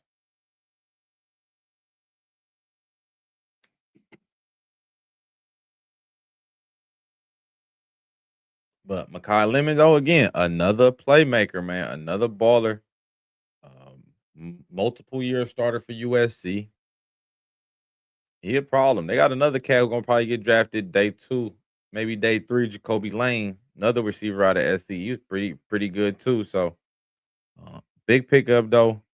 Again, a natural slot receiver, 5'11", 192, natural slot. Can run all the routes. No route in the route tree he cannot run. Again, run after catch. He's tough. He will play outside if y'all need him to, but I think he gonna make his money in the slot. But yeah, but I'm gonna let his game do the talking. And you're gonna look, man. Most of the time he gonna be in the slot. And again, the run after catch is nothing to snipe about. This is freshman year. That's why he got 24 on. That's what I'm saying. He been making impact on this team since his freshman year. He's a really good player. Yeah, y'all gonna be lit over there. That was a big pickup. Like I said, he's stretched the field vertically. The run after the catch is what I like about him too. And like I said, he's not afraid to go across the middle at 5'11". Like he like, nah, I'm in the mix, and that's why he gets the comparison. And going to USC, you get the comparison to Amon-Ra St. Brown. But like I said, if you look at him and Amon-Ra, the body types, the builds are completely different. He's a little bit more slender built, but still not scrawny. St. Brown was like compact, like what I'm saying, he real thick built slot receiver and can take that beating. I don't know how much of a beating he'll be able to take. Again, being fearless can turn into being silly in the NFL if you take too many of them across the middle. But again, catches the ball, really good catch radius, great hands, vertical leapage, and again, run after the catch is good. He's undersized, but he's physical. But again, he gonna make his money in the slot. And again, return ability, you'll be able to return kicks early. And again, with the way the league going, this is gonna help him be effective sooner. Put your foot in the ground and go. Oh yeah, he gonna be a player. No. NFC East, y'all making the jump right now. Y'all doing y'all thing. That division working hard. I can't even front. They trying to make a real impact right now.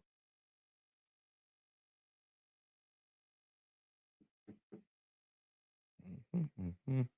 That makes ain't no more trades happen. But yeah, the NFC East, yeah. So far, so good, bro. Giants having a good draft. Y'all good so far. Eagles good. Commanders good. This it. I like this. I ain't even going front. The draft is popping, y'all. It's definitely having his moment right now, man. The draft has been exciting. The Pittsburgh Steelers is on the clock right now. Like I said, they could use the wide receiver. That's why I said I think that's why Philly traded up. But now they could move their eyes to interior offensive line. They could go edge rusher. They can go defensive tackle. Cam Hayward ain't getting no younger. He's still effective, still a really good player at his age, but they could be looking for the heir apparent. So maybe this could be where Caden McDonald could come in, defensive tackle out of uh, Ohio State. I got to go to the board. Peter Woods, Clemson out of D tackle, another guy I got on here. So those are two tackles they could definitely take. Um, Defensive back, I don't think would be a bad idea. I think receiver though, it still might be the move for them. I think they're gonna want to add another receiver for A-Rod. Like it just makes sense. Yeah, if A-Rod come back, and I ain't even gonna speak on A-Rod, that's just gonna frustrate me. So, because I really don't. Yeah, so I ain't even gonna play with blood. But Steelers on the clock. I definitely think edge is in play, corner is in play, and wide receiver is in play. I think those are the main potential looks for the Steelers. Again, Malachi Lemon though, like that, like that. See the athleticism. He just jumped over 15 people. Hold on. Gotta run it back.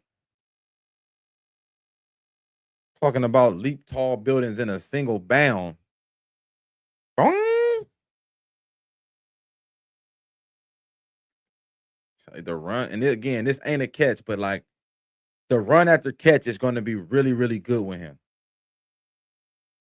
Slot fade, go up and get it, tack the football. It's yours. It's both y'all footballs until it's one of y'all football. Catch underneath, run after catch. Put your foot in the ground and go.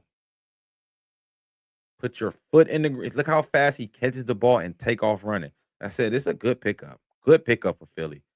And they're trying to get Jalen Hurts better at working the middle of the field. There's somebody who can help him out a lot as working the interior of the field. He worked the seams well and he worked the outside well, but across the middle, them crossing routes, he kind of be, you feel me? You need a little somebody that can help you out a little bit. And as you can see, he get that ball in his hands, he gonna help you out.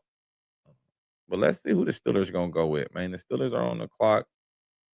The bus out there making the pick.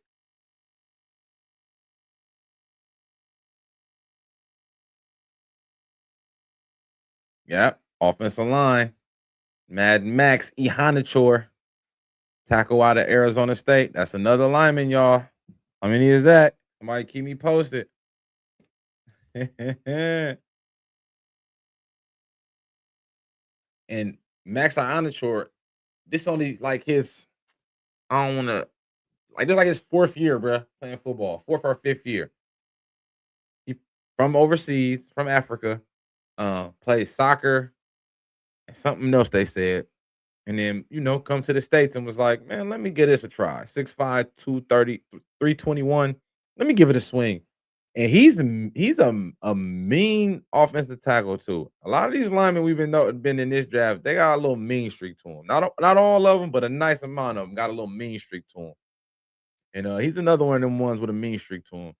And he'll get on you and he'll make sure he blocks you. And when he block you, he gonna hold on to you. And again, still inexperienced. Like I said, he's only been playing football for like 4 years, maybe 5. So he's still got a lot of work to do. He's not a finished product at all. Again, this is the time in the draft where we start drafting for upside. Upside is real. And these are some of those guys that you're gonna want to try to draft and get upside. Max Ohanachor, ladies and gentlemen. He play heavy on right tackle.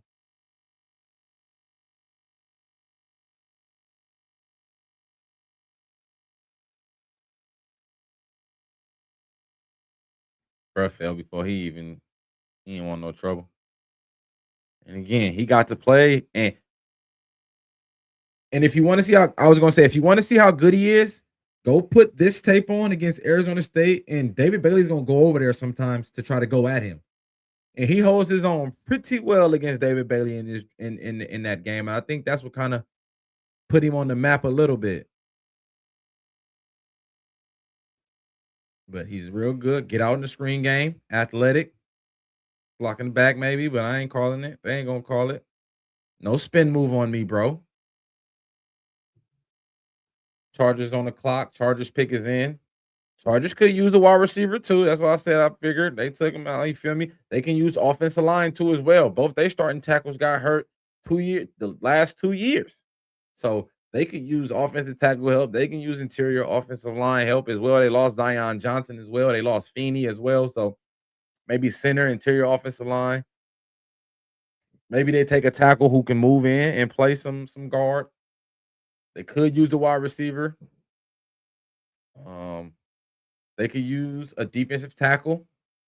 So they switch into I think they switch into the 3-4, so they can use a nose. Um, they got a couple spots they could fill. But I'm gonna say D line or corner. I'm surprised. I guess Jermon McCoy's his injury history didn't check out. I don't think his checked out. Or they can go Thiedemann too. They can go Thiedemann too. I'm not gonna act like they can't go with him too.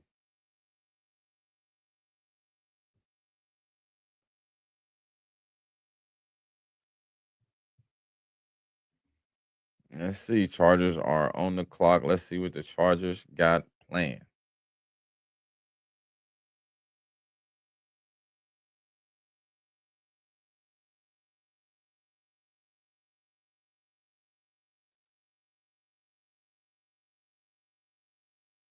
King Mesidor.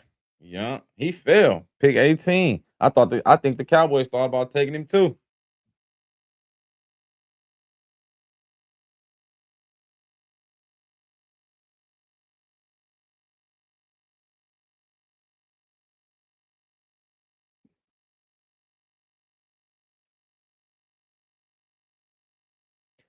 And the reason why Akeem Mesidor fell, and he literally fell because his age, he's 25 right now, and he'll be 26 when the draft starts. I mean, not when the draft starts, but when NFL starts, he'll be 26 before the season ends. So again, a really, really older player, but they're getting a player who sound weird, but like he in his prime. You know what I'm saying? He like a year away from his prime, if not walking into his prime. And again, he played with Ruben Bain. He led the team in sacks. He led the team in sacks. Not Ruben Bain. He had 12 and a half sacks. He had the higher pressure rate. But again, when you're 25 years old, it kind of make teams step away. But I think this is a better area for a guy like him to go anyway, because you kind of want to go to a team that's ready to win now. Chargers a playoff team. So now you go to a team where you make the impact and it really matter. And I think he has a chance to make a real impact day one and go out and start for them day one. Him, Khalil Mack, 200, the other tight end. I mean, not the other tight end, the other edge rusher. So they got a nice little combination going right there. Obviously, Khalil Mack got about a good hot one or two left. So you get somebody that you can replace. Now you got a wave of edge rushers. I think you can never have too many edge rushers. I'm gonna say that, especially when you know if that's what you're kind of gonna do, especially when they're already ready. Like he's already ready. He's gonna come in and be able to make an impact right away. Ladies and gentlemen, Akeem Mesidor. Again, one thing him and Ruben Bain shown is they can rush from defensive tackle, edge, dip, fumble, dip the shoulder. Okay. Relentless. You don't get the sack, but you see that's moving the pocket. This pressures. Play the run. Again, solid player. Like I said, chase it down. Again, older player. So you know that's kind of what the knock is on him. But again, you see he's effective. Really good. Good with his hands. Turn around, chase down. Turn around, chase down. Look at the hands. Look at the hands. Look at the hands.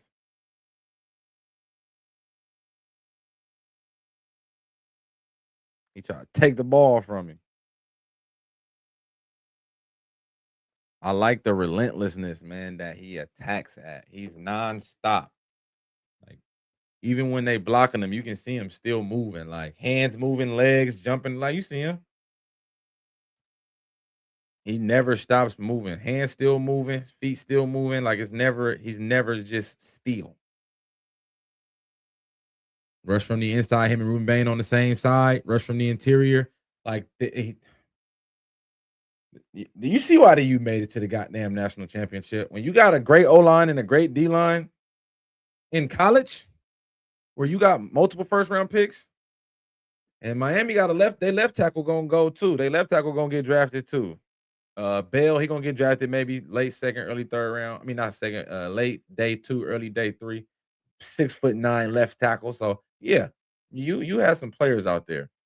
Um, but yeah, Akeem Mesidor, this was a great pick. Again, fell down the board strictly because of age. That's the only reason a guy of this caliber falls down the board. Is strictly because he's just too old.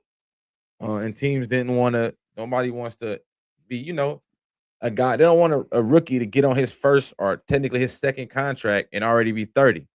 So that's why you get the cost of pause and he falls to this late. And but again, you fall to teams now who got more of a chance to make playoffs and make a deeper playoff run and have a chance to win a championship. But again, I mean, you boys officially off the board, but they terrorized college quarterbacks last season, and I was just happy it wasn't really too many Florida State highlights in there. But we were so weak that we wasn't a part of nothing, so that's also a problem as well. The Cowboys back on the clock. Let's go to the board. Gerard McCoy, cornerback, Tennessee. They already took safety. Cornerback Avion Terrell, Clemson. Defensive tackle slash defensive end, Kendrick Falk out of Auburn. Zion Young, edge rusher out of Missouri. Cassius Howe, edge rusher out of Texas A&M. Couple of names that we could hear. Colton Hood, cornerback out of Tennessee as well, whose name been rising up boards because he's healthy and ain't balled out. But I definitely probably go edge. They went DB in the beginning. I think edge would be the better pick here. So any one of them edges I named would be fine there. Let's see where they go. Malachi Lawrence, yep. Edge rush from UCF. I like Malachi. I didn't think he was gonna go in the first round, but he did test stupid crazy. And I think that's what kind of snuck him in here to this back end of the first round again. All these players I'm talking about all got like do something super clean. None of them is like the full packages. None of them is like, finished products. So, you know what I'm saying? It's one of those type of things where like he not a finished product yet, but and that's another guy, Malachi Lawrence, 6'4", 3 253 pounds, got long arms, and got after the quarterback as well, and can play the run and the pass. More of a pure speed rusher. He's gonna definitely come in and be a speed rusher for him early, but he's not afraid to stick his nose in there and get dirty on the run. So I do think this was a good pickup for them, to be able to get a DB and the edge, and that's kind of what we thought they was gonna get the whole time. We just kind of didn't know in which order and which way the draft will fall. But for them to end up like that, Caleb Downs and Malachi Lawrence, I like that. Again, I already talked about how the front end and the back end is tied together. Yes, yes, yes. Yeah, P. Yeah. Good rush, has a motor. Yeah. These are the type of traits you look for when you picking back here. Like you said, good rusher, great motor, nonstop. Keen mesh door kind of got that same type of like, just like it's not that they're super great, but it's like they don't stop. So that's still hard to deal with too. And he's a really good player. I think this was a good pick. This was a good pickup. This was a good pickup. You already know. Let's go ahead and put him in the mix. Get him some love in the club. Ladies and gentlemen, Malachi Lawrence, UCF. Okay. Blow through, blow right by him. Mm-hmm. Good hands. And I like he rushed on both edges. Still fast enough to cut you off. I think he ended up running like 4 or 5 at the combine. So he not slow at all. And then now you're gonna see where he really cut up at. Now you're gonna see where he really cut up at on that rush, bro. I like that they showing some of his run stopping stuff in here too, though. That's what I do like. They are showing some of his run stops, so that's good. But he like that.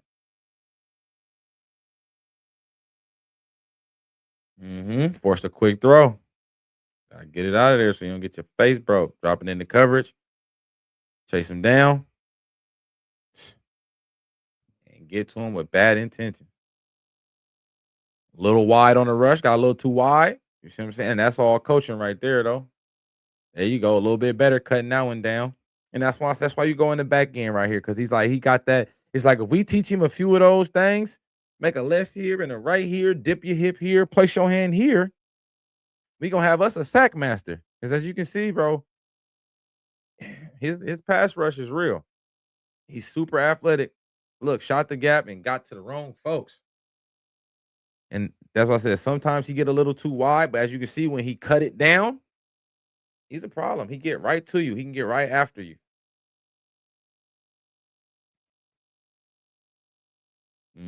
Position versus run brush both sides. He had a field day on Baylor, y'all. That's what I did see in this highlight. It's tearing Baylor up. Bull rush from the tackle spot. Surfboard down the field. You know, yeah. He gonna be a good player for them. He's gonna be a good player for them. That's a good pickup. Good job. Good job, Cowboys. Good job. Good job.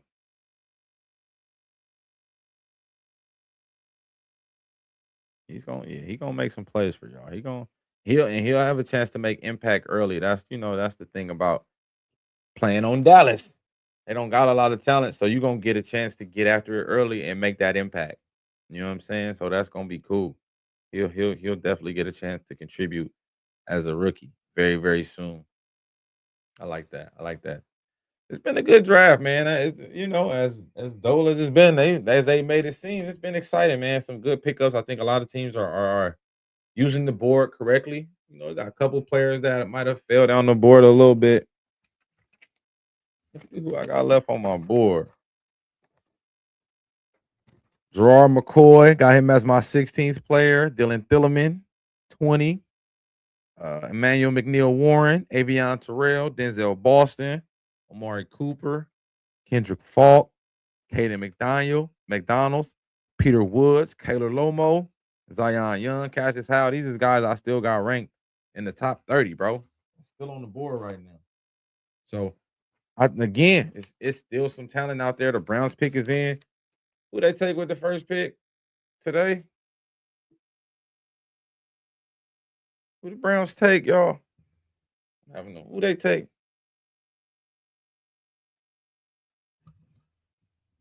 It's finna pop up on my screen right now.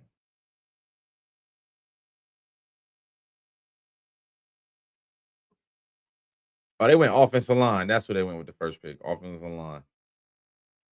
Let's go receiver or defensive back.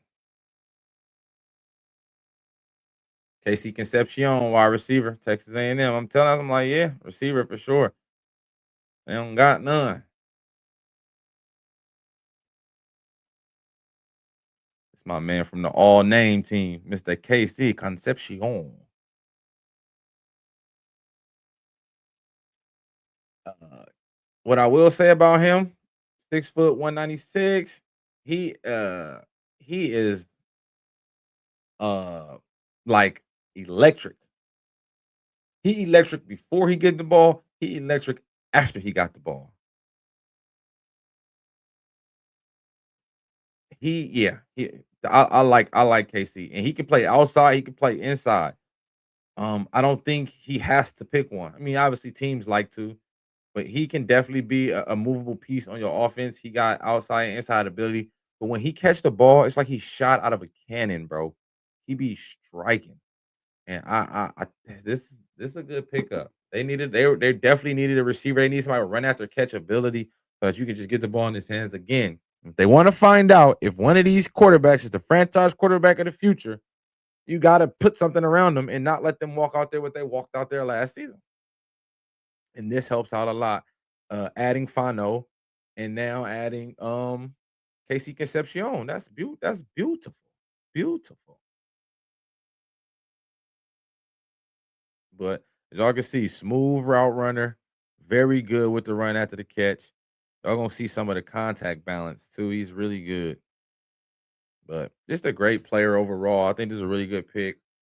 Um, and he got like a speech impediment too. And like I love that he like, he embraces it and they be like, he was like, they be telling me not to talk. He was like, and then when I get on here and talk, he's like, I know they make feel like I get made fun of all the time. He was like, but I don't trip because I'm just letting the other kids know like it's all good. Like, you know, I'm working through it. So it was cool. He had a cool, it was during the draft. It was a cool little spill. But as you can see, when he, like you said, you see explosive before the ball, explosive after the ball. Look. Yep. Yep. That's him. Mr. Concepcion. That's a great pickup. I'm like, they got to. It only made sense. I'm like, they going corner or wide receiver for sure. And now we got the Bears on the clock. The Bears pick is in. Pick 25. Hell of a year for the Bears. They did their thing. And I can't be mad at that. Won the division. And told everybody shake the spot. It's on us. Caleb Williams played well. Coach Ben Johnson coached them boys up like nobody's business. Yeah, man. Casey Concepcion, dog. Good pickup. Good flipping pickup. Good pickup, Browns. Good draft so far, Browns. Way to not waste the picks, man. Way to not waste the picks. Two good moves. Two good moves. I like Concepcion for sure. Bears on the clock. I think Bears could use interior offensive line. They could use the edge. I'm gonna just say D line because they could use the edge rusher to go next to Montez Sweat too. So I'm gonna say they go in D line. And we still got a lot of them on the board. We still got a nice amount of them. I don't need a running back, need tight end. Yeah, it's gotta be something on defense. It feels like it's gotta be a defensive play. With me just looking at who they added over the last 2 seasons, I feel like that's gonna be it. I feel like they in the line for a defensive play. That's what it feel like to me personally. Bears could go defense.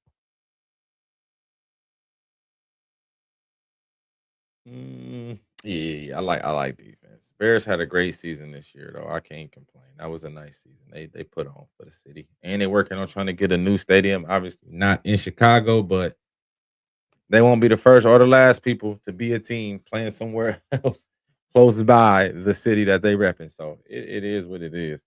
As long as it's a nice stadium and it's an upgrade, you ain't tripping. They gonna play. They gonna still be called the Chicago Bears too. Still the monsters of the Midway, all of that good stuff. But they're gonna be playing in Indiana because he's an Indianimal. But who we think the Bears taking? I think it's D line for the Bears. I think they need to go defensive line, help out the trenches, unless they want to go O line. You never can have too many offensive linemen. But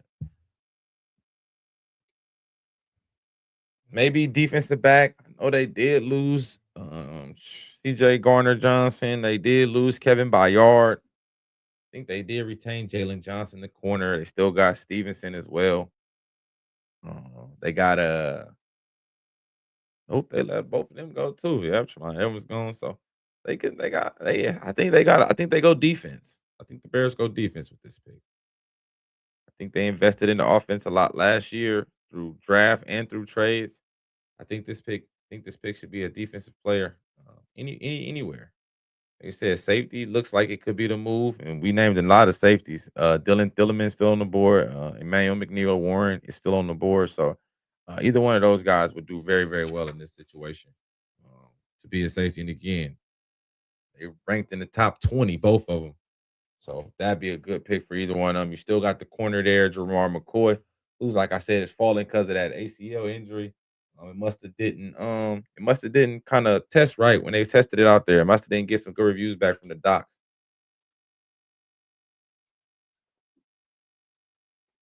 but we gonna see very, very shortly who they take. We got 7 more picks, gentlemen. Thank y'all for being here with me. We almost on 3 hours, man. I appreciate everybody who been popping in and out. All the likes, the loves, sad face from Rick, all of the comments. I appreciate y'all for sure, for sure. Definitely, I definitely appreciate the love. Felt it in this thing. But definitely start trying to do these lives a little more. Maybe Sundays I'll start doing the lives. Houston Texans trade up for pick 26. So they just swap with Buffalo. I'll get the deals. Certainly, certainly. But that's what I did. Just get Texas move up to pick 26. Bears to look Dylan Thieleman. I said they needed a safety. I'm like, they lost both their safeties. Garner Johnson and Kevin Bayard. They lost them both. So yeah, that was a good pickup. Very, very good pickup. He's a really good player. He spent first 2 years at Purdue and wowed at Purdue, and then parlayed that into, you know what I'm saying, a little leftover career at Oregon, man. And really good player. He can play center field and he can play in the box.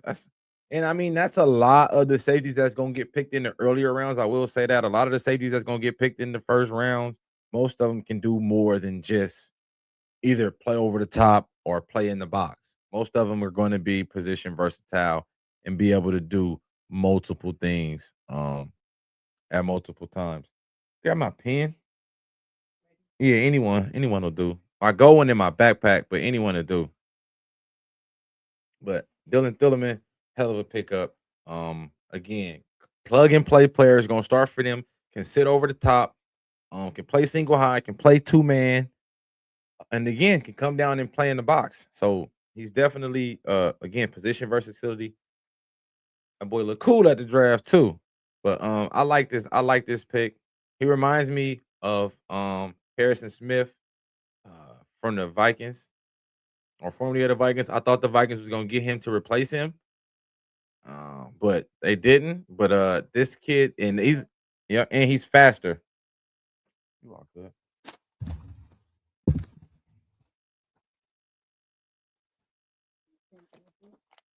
I forgot all about that, bro. Thank you, Beck. But you already know he's from the mountains of the Caucasus.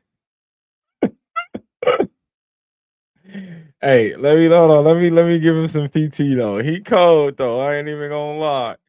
Every team need them a cold white boy, at least one, and he one of them. Rangy can play sideline to sideline, bro. Ran 4.3 at the combine, and when he get to you, he another one of them players who get to you with bad intentions. But again, rangy safety dog can play sideline to sideline. Ran the 4.3 at the combine to let you know that he is like that. So yeah, it's gonna be a good look. It's gonna be a good look. This is gonna be fun. There you go, blitzing again. He can blitz too. Like I said, bro, these safeties in this part of the draft, you got to be able to do it all. You can't just do one thing. You got to be when you getting picked in the first round. You can't just like I said, you can't just sit over the top. You can't just play single high. You gotta you gotta be able to do something. And again, this kid is like that. I really like his I like the energy he play with. He play like his hair on fire. I know we like to say that. But he definitely plays like that. As you can see, reads the quarterback eyes, cuts the ball off. Quarterback never sees him, but he sees the quarterback. Super, super instinctive. Decent ball skills too. But again, can play over the top, can cover in the slot in man coverage. Again, can play man because the 4-3 speed. Because the 4-3 speed. So again, he can still play in the slot, play some cover in the cover slots and tight ends. Then can go out there. I got you. Thank you. Then can go out there and really cut a rug. So I really like this. I really, really I like this pick for them. I like this pick for the Bears. They need again, they lost both their safeties in the free agency. So you definitely need one. I like the corners they got. I think Gordon is still there. Cal Gordon from Washington. I think he's still there. I think they might have repaid him. He's good in the slot. And they still got Jalen Johnson and Stevenson outside. So You add Thielemann over the top. I think this is a big pickup for them. He helps them boys out tremendously. Plug and play player from, in the words of Paper Chasing Joe, from the Caucasus Mountains. But he ain't nothing to play with, though, as you can see. And that's why I say he's multi versatile. That's why I do like him. Pick him up and dump him. He cold. He cold. He cold. Nah, he like that. Like, that's why I said that energy, cuz that energy, that energy is real. He play like that in the game. Like, him players make up, like when the offensive player make a play, they come to the sideline, he running over there to cheer him on. Like, he likes that energy. And that's like you said, that stuff is contagious. So this is, yeah, that's a man, he a good football player. Good football player. And look, center field. That's why I'm like, you see him. I play center field. I can play in the box. I can cover in the slot. Like, again, you got to be able to do it all now in this day and age in league. And then who was that? The Texans just picked, and they took Caitlin Rutledge. And there go another trade. Another trade.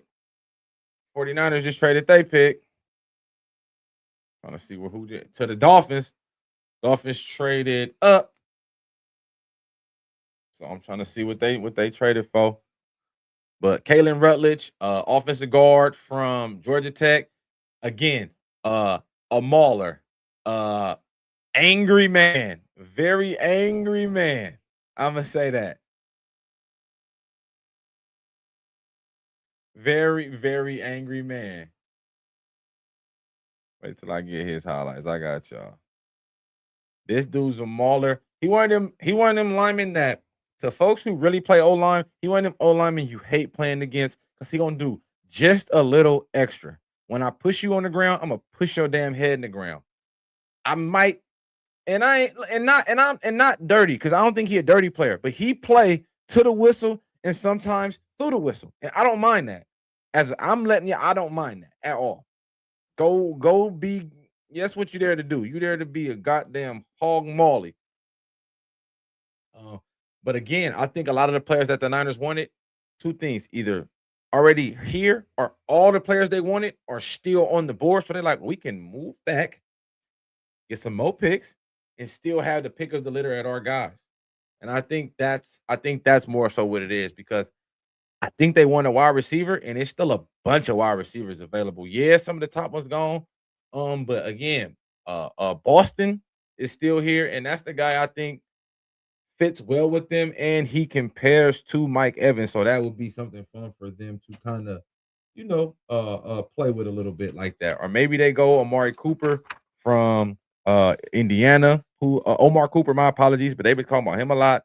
Again, Denzel Boston out of Washington kind of reminds me of Mike Evans, Roma Doomsday in that build. So maybe they wait on him and they trade back and they get him. But they got picked. They moved back to pick 30. Yeah, that's a win. That's a win. That's a win for the Niners for sure. Still haven't got exactly the news on what they traded to get that thing yet. When I get it, I got y'all. But let me go ahead and show y'all Kalen Rutledge though. Because I do want y'all to see. Cause he do his thing too. I will give. I told you he is a little extra. And that's TJ Parker. That's a dude who gonna potentially could go in the end of this first round, early day too. That's not no slouch. You know what I'm saying? That is, yeah, that's Peter Woods. Peter Woods gonna be a first round D tackle in this draft. Like, and that's not Peter Woods. Peter Woods on that Clemson team too. He got some of that too. That's Peter Woods with that 11 on that he's blocking. Like I said, Keelan Rutledge is a good player, bro. He's a really good player. And again, he got mitts. Look, this Georgia. That's Georgia. Them Georgia boys too. And that's why I knew he was a borderline first. I kind of was hoping he went day two because I kind of wanted him. I would have took him with our second round pick, with our early second round pick, because we do need a right guard. And he would have plugged and play, and he would have made our offensive line nasty.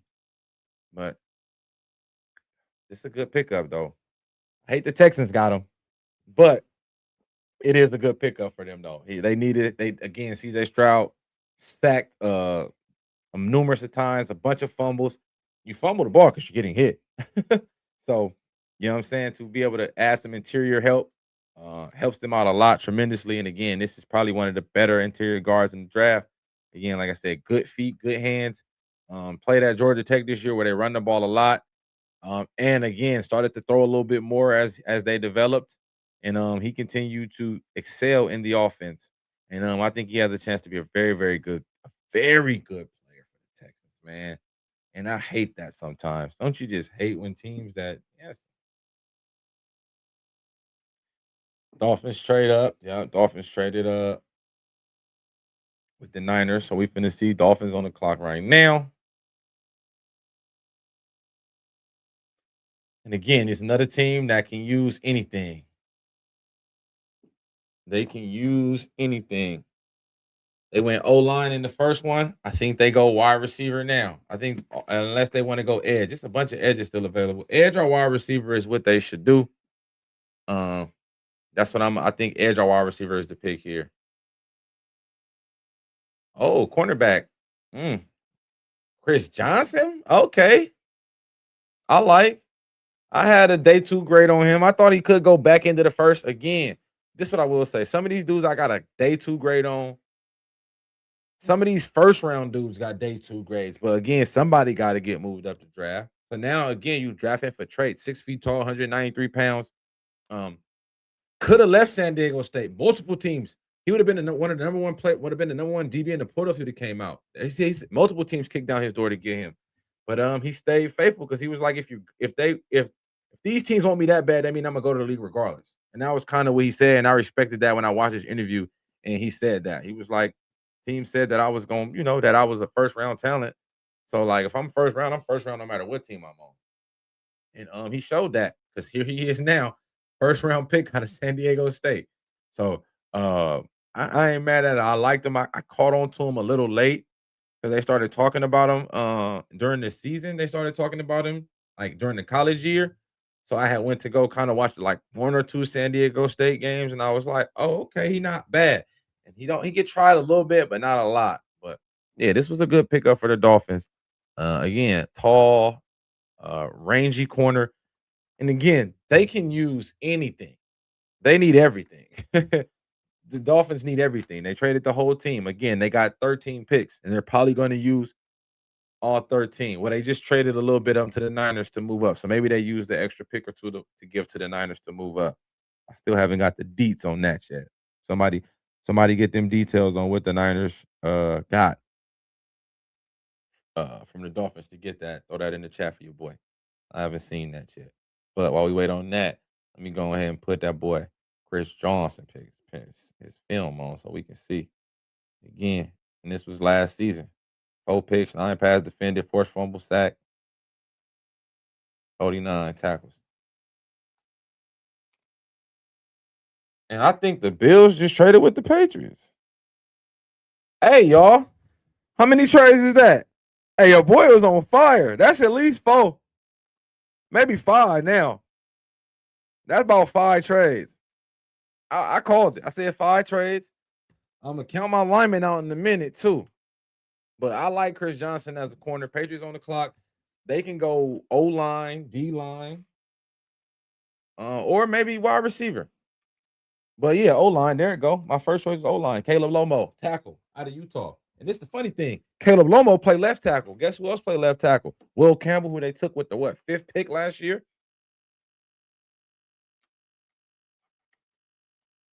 Short arms. Short arms. So we gonna see. But again, another lineman. How many linemen I said? Between 9 and 11 linemen gonna go in the first round. We still got 1, 2, 3, 4 picks left. Come on, man. I'm doing all right. I'm doing all right. I am doing all right. But again, Chris Johnson is a playmaker, baller. Uh, again, very, very good pickup for the Dolphins. Again, plug and play player. But now we'll talk about Caleb Lemieux, 6'6", 323.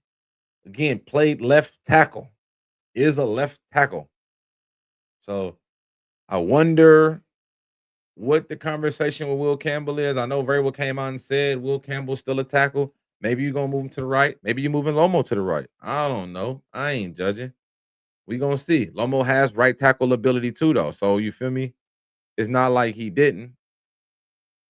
So that's what I can say. He do got that position versatility where he plays some right and some left tackle. So I think that just depends on. I think they're gonna let him compete for it. I'm not even gonna lie. I think they're gonna let him compete for the spot. I think that's what the move is. I think it's hey, let him compete and let's let the better man win. And if Lomo's the better man, then will your ass go in the guard or you go in the right tackle? And then vice versa. So I think we into a good camp battle that we didn't Vrabel didn't say was coming, but as we can see, bro, that's a camp battle. All day, that's a camp battle, and it's coming. So we're gonna see. We're gonna see though. But Caleb Lomo, that's two tackles from Utah. Gone. Two DNs from Miami. You know. Oh, and then Buffalo traded. Yeah.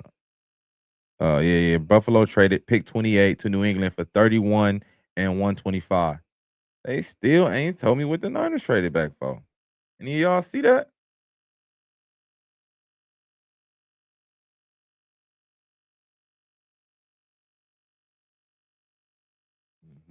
Caleb Lomo. Caleb Lomo is a problem though. He's gonna be a good player. Like I said, where they play him at is gonna be the big mystery. This is another interesting pick because, like I said, they said after the year, after the Super Bowl and all that shit to Will Campbell, they kept saying, "Hey, he's our starting tackle. He's our that." Then you go get this guy. All right, let me find out. But again, I think it is gonna be a competition, and may the best man win. The competition only makes you better. I think that's really what it do. Competition reveals character. So how you gonna handle competition? And I'm excited to see that. That's an interesting pick. Vrabel, I see you, Vrabes. I see you. I know you got some other going on, but I see you, Coach. You still my guy. There's still love here, man. There's still love here. Chiefs got their official second pick, bro. What if they get, bro? What if they get Jermon McCoy, bro? He's my highest rated player left on the board. He's the highest rated player left on my board. 16 rated player, bro. If they traded back twice, oh no, traded up once and then traded back and got, bro. I mean, if they able to get both the if they're able to get initially the top two corners in the draft, bro, the Chiefs might have won, bro. If they're able to do that, the Chiefs might have won something. But we gonna see. It's still some other. They still could use an offensive lineman. They could use another. They could use the edge rusher to put on the other side of George Karlaftis. You could also use a D tackle to put next to Chris Jones. We gonna see. We're gonna see. This one's interesting. This one's gonna be fun. Chiefs, what you thinking, P? Where you at, P? What you think y'all gonna do now, man? What would you like y'all to do? There's still some decent players out there on the board.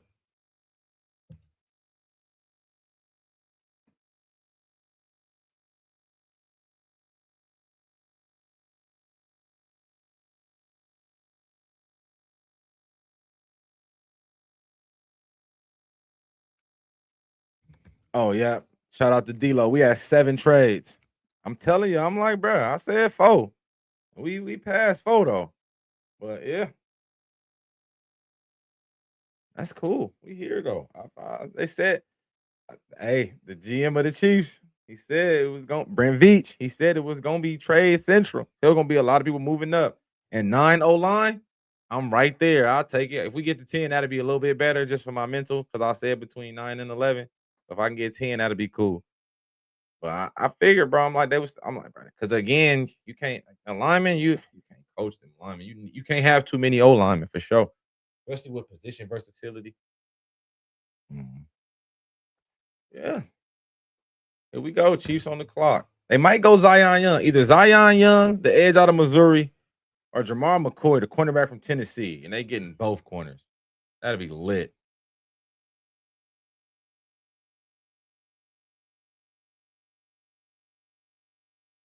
Peter Woods, D tackle Clemson. I said put somebody next to Chris.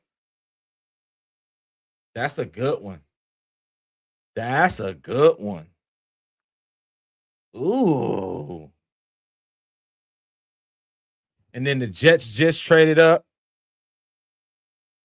with the Niners. Oh, the Niners is doing their thing. Niners just traded back from 30, which means they're not picking in the first round. So Niner fans are gonna be upset. But they picking on the first day and day two.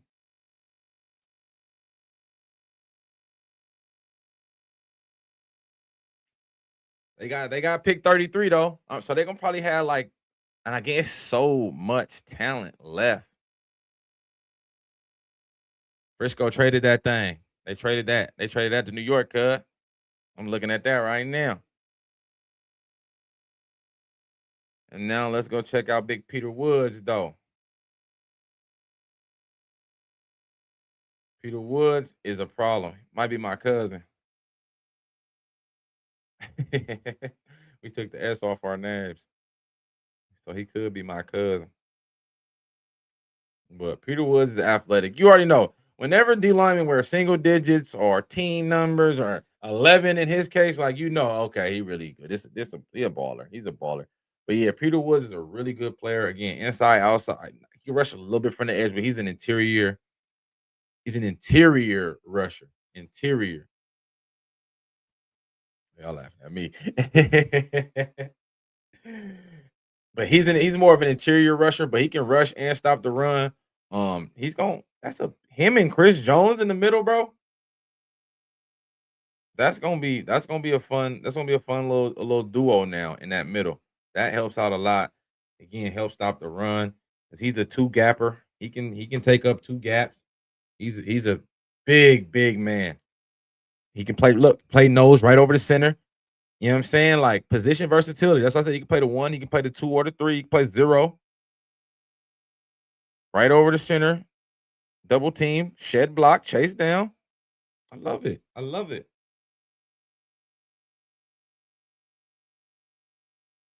hmm Top defensive tackle, right there. Two people, shed both blocks. Shed both blocks. It don't even matter. Top defensive tackle. Yep. Stout. Stout at the point of attack. Very, very stout at the point of attack. The Jets trade back in. I don't know who the Jets could be getting. If the Jets draft Carson Beck, no, I think I'll break this TV. Boy, but I think they traded back in to get Jamal McCoy, maybe, because they still need a corner.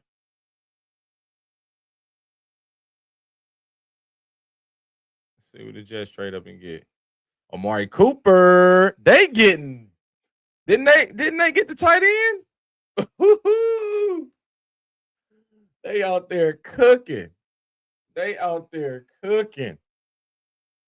They out there cooking.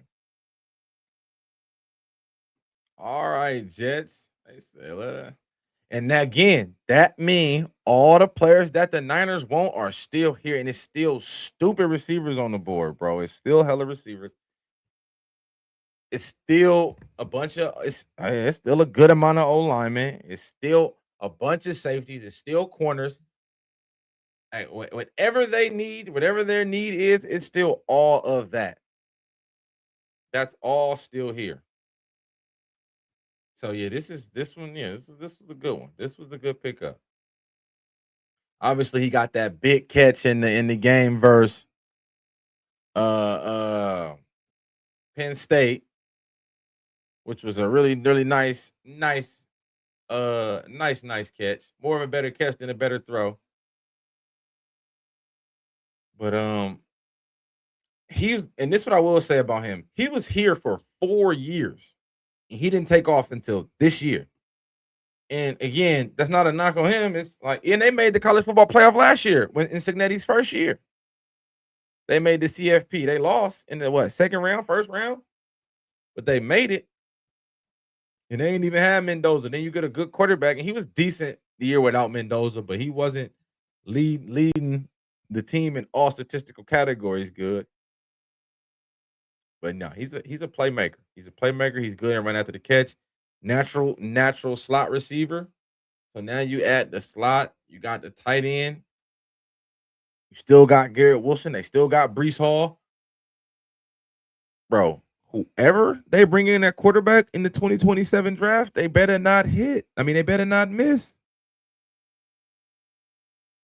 They better not miss. I think the Bills got to go defense. They traded and got DJ Moore, or I would have said wide receiver. Every time.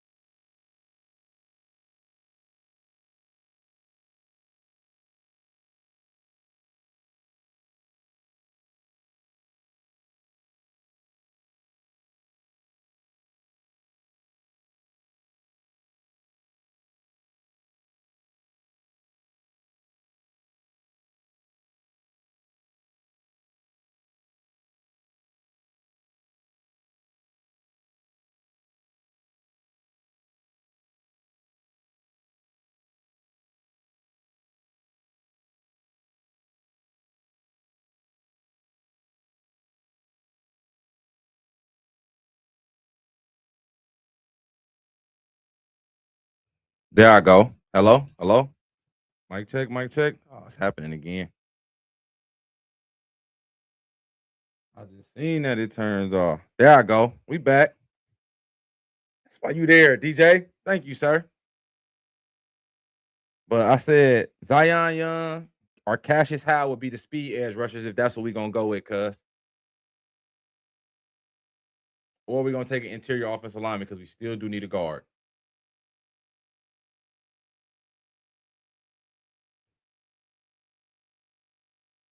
You is the man. Yeah, I'm back on, cuz. DJ put me on. Thank you, cuz. That's why I love y'all, man. Can't let that happen again, man. That last time it was tough. And it's crazy because I was just peeking down because I know the mic be tripping. Every blue moon. Yep, Keldrick Falk. I knew he was going edge. And I had him rated as the highest edge out of all the three I named. But I thought we was gonna go with Zion Young because he more of a speed. Kendrick Falk do got some burst, but he a little physical too. He went to Auburn, so I'm just saying. Them SEC boys is physical. I like that. I'm not mad at that. I'm not mad at that at all. Yes, sir. And he was at the draft. Okay, okay. And we got our two biggest needs in the first round: corner, wide receiver, and edge rusher. We got them both. Got them in the first round. Probably had to trade pick. So I think we had 35, 36 in the second round. So yeah, we'll fall. But I'll find out what we traded for that if they gonna ever tell me. But yeah, this one is I don't know. I'm telling y'all, this one is different. I like him, but he not a speed rusher like I thought we was gonna get. I guess we just were like, let's go straight power. Yeah, I ain't mad at the pick. We needed an edge, and he not weak. I thought we was gonna go a speed rusher and a power rusher, but maybe Jermaine Johnson gonna be more of the speed rusher. He feel me? Because Falk he played defensive tackle too and rush from tackle. He about 275, 277. Like that's that's a that's a good summer away from a D tackle. So that's why I'm like, I'm interested to see how we use him. Because again, bro, he's my highest rated edge rusher available. So I'm not mad at that. We took the best available edge rusher. I can't. Oh, cause I'm about to buy all the new. I just ain't bought it yet because I want to make sure we didn't. I didn't want to wear it at the draft today and been hot that we was drafting stupid stuff. So I was waiting, but I'm gonna get a hat. I'm gonna get a couple of shirts. I didn't that the new stuff kind of been fire. So I'm definitely gonna cop some of that. Tighten up. But yeah. I like Falk. Like I said, he's my highest rated end left. He was 25, and then I got Zion Young and Cassius Howell 29 and 30. So it's not a big gap in between, but it is a gap, and he is the better of them. But like I said, I thought we was going for speed, but like I said, I like this because we went and got our position in need. Look at that, they got him listed at 276. That's what I'm saying. Like this is not a little man, but again, he not like slow. Like he got some burst to him. Like he got some burst. He has wiggle. And he rushed inside and outside. So you always like position versatility with your first round pick. Um, I got to put the film on. Like it's even plays where they line him up at nose tackle, bro. Like he like that. But you already know the eye in the sky. Man, I was just looking for some new slides. Yeah. Cuz that's what I said. 277 for sure. He for sure position versatile. He gonna be able to rush next to Jeff too sometimes, and then we can let Jermaine Johnson and Ofemi, who we drafted last year, who got hurt, rookie edge rusher. We can let them rush off the edges. But yeah, this guy plays inside, plays outside, and again, he wear that 277 really, really well. As you can see, if you look at his frame, like he not like wide, like he still got a slender build because I think he like 6'5", 6'6". So he's definitely wear the 277 well, but when you 277, you can play inside and outside. I do think that helps out. I this and my comparison, and again, but these dudes play defensive end slash defensive tackle would be like before they went to full time defensive tackles. But DeForest Buckner, Eric Armstead, he reminds me of those type of players. Like they're huge, but they were playing in for a long time in their career before they went to full-time defensive tackles. And they still were all worldly at tackle as well. So it's not a bad thing at all. And as you can see, he uses his hands, he play on the edge, he long, violent hands, violent hands. You always see when he touched somebody, they helmet joke back a little bit. Violent hands. You can't teach that. Violent hands. Look at him. Violent hands, man. You cannot teach that. And Buff, we traded pick 35 and hold on. Damn, we cashed out cuz I don't like that. We gave up the 35th pick, which is second round, a third rounder, and a fourth. I don't like all that we gave up for him. I ain't gonna say that. I don't really like all that. But again, bro, a position of need. It was needed. So I ain't gonna jump out the gym, but because we did need the edge rush.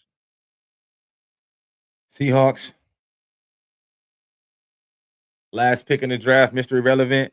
They might go Jamar McCoy, the cornerback from Tennessee. They lost two corners and a safety in free agency. Or did they bring Josh Jobe back? Did they bring Josh Jobe back? I know they lost Woolen. Were they able to bring Jobe back? If they didn't, all they got is Witherspoon. So maybe they go defensive back and take my highest rated player left on the board. Him and Denzel Boston.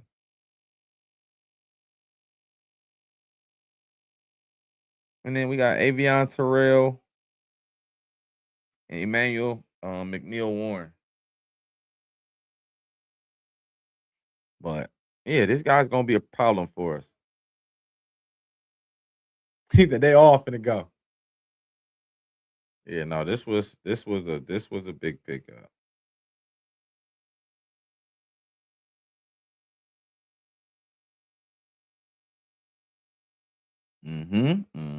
Boy's a problem. For the last pick in the draft, in the first round, I should say. Let's see.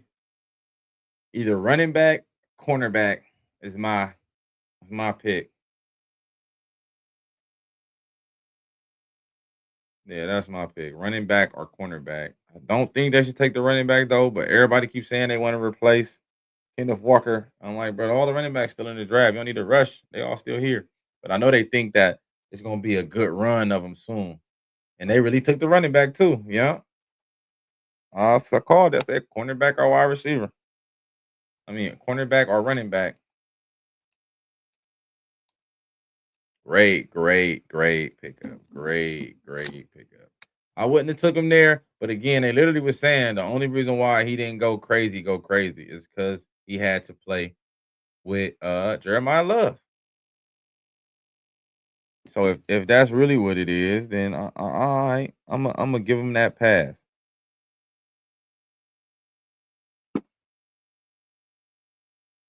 But yeah, no, he's a hell of a running back, and he's gonna be able to return kicks right away.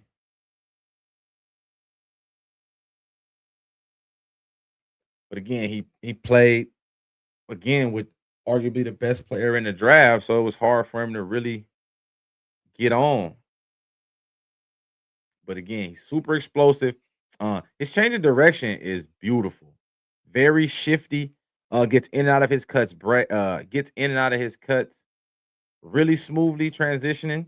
Um, yeah, I think he's a really good player. I think he has a chance to again hit the field early as returning kicks and probably being maybe third string running back, returning kicks. I know they brought in a lot of backs, but I think he'll have a chance to beat him out. He's a fresh body, ain't got a lot of wear and tear because he, like I said, played behind Jeremiah Love.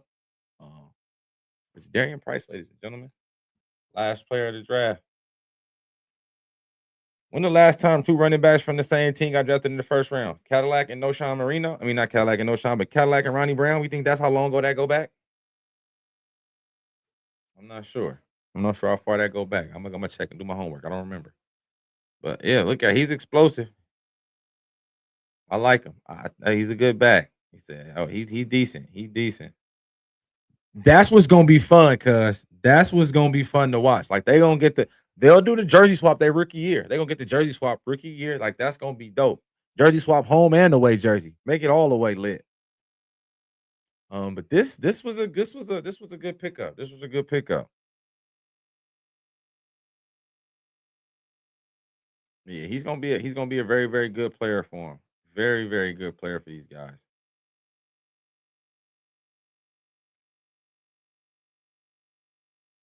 One cut go. He like to cut. He does love to cut across the field. And look, contact balance, contact balance. One thing the Notre Dame running backs gonna have is some good contact balance. I give them that. Look, right on cue. Another one. And that's going all the way back. Jerome Bettis, Kyron Williams. There's a handful of these dudes. I was just talking about. Like, they have really good contact balance. That's really good contact balance. I'm not gonna lie. That's a hell of a play. Really, really good play to make. Um, but hey, that's the draft, y'all. We just rocked out for 3.5, almost 4 hours. Might get close to 4 hours when I finish up talking to y'all. But hey, I appreciate everybody for tuning in. Uh, well, man, hey, make sure y'all tune in to the Sunday episode. We're gonna have a lot of catching up to do. Might do a double episode to finish up on Sunday.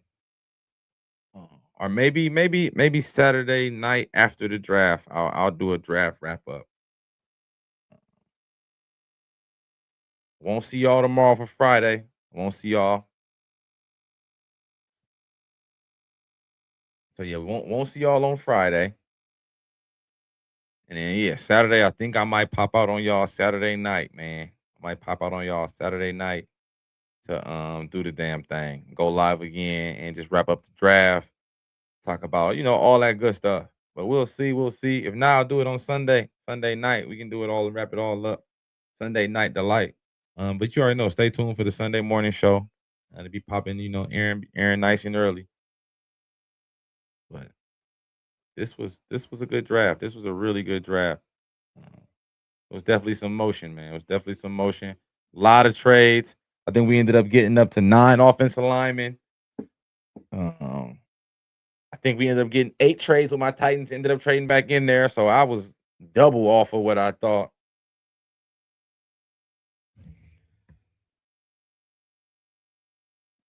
What 2 running backs? Said Najee and who?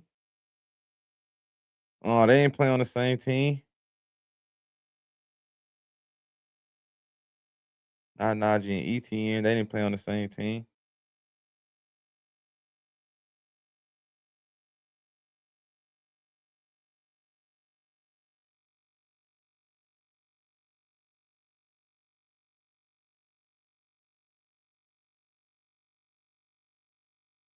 That's my last little fun fact I want to do before I get up out of here.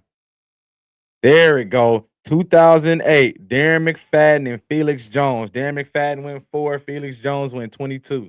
There it is. There go the last two. And then before that, I think it was Ronnie Brown and Cadillac Williams. This was great. Hey, again, I appreciate everybody that commented, everybody that came through and said something, everybody that was guessing the picks with me. I hit on a soft like I'm gonna say close to half the picks, bro, in the draft. I think I did decent. I'm gonna rewatch this and see. But again, thank you to everybody who tuned in. Love, peace, and hair grease. Love, live life, and Tupac. You already know. Tell a friend, tell a neighbor, tell an enemy, tell your mama, tell your daddy, tell your sister, tell your brother. Anybody that loves some sports and like good sports, tell them make sure they tune into the Bringing the Wood podcast Tuesdays, Thursdays, and Sundays for all your latest on sports. And you already know I'm your host D Wood, and I just brought the wood. Peace.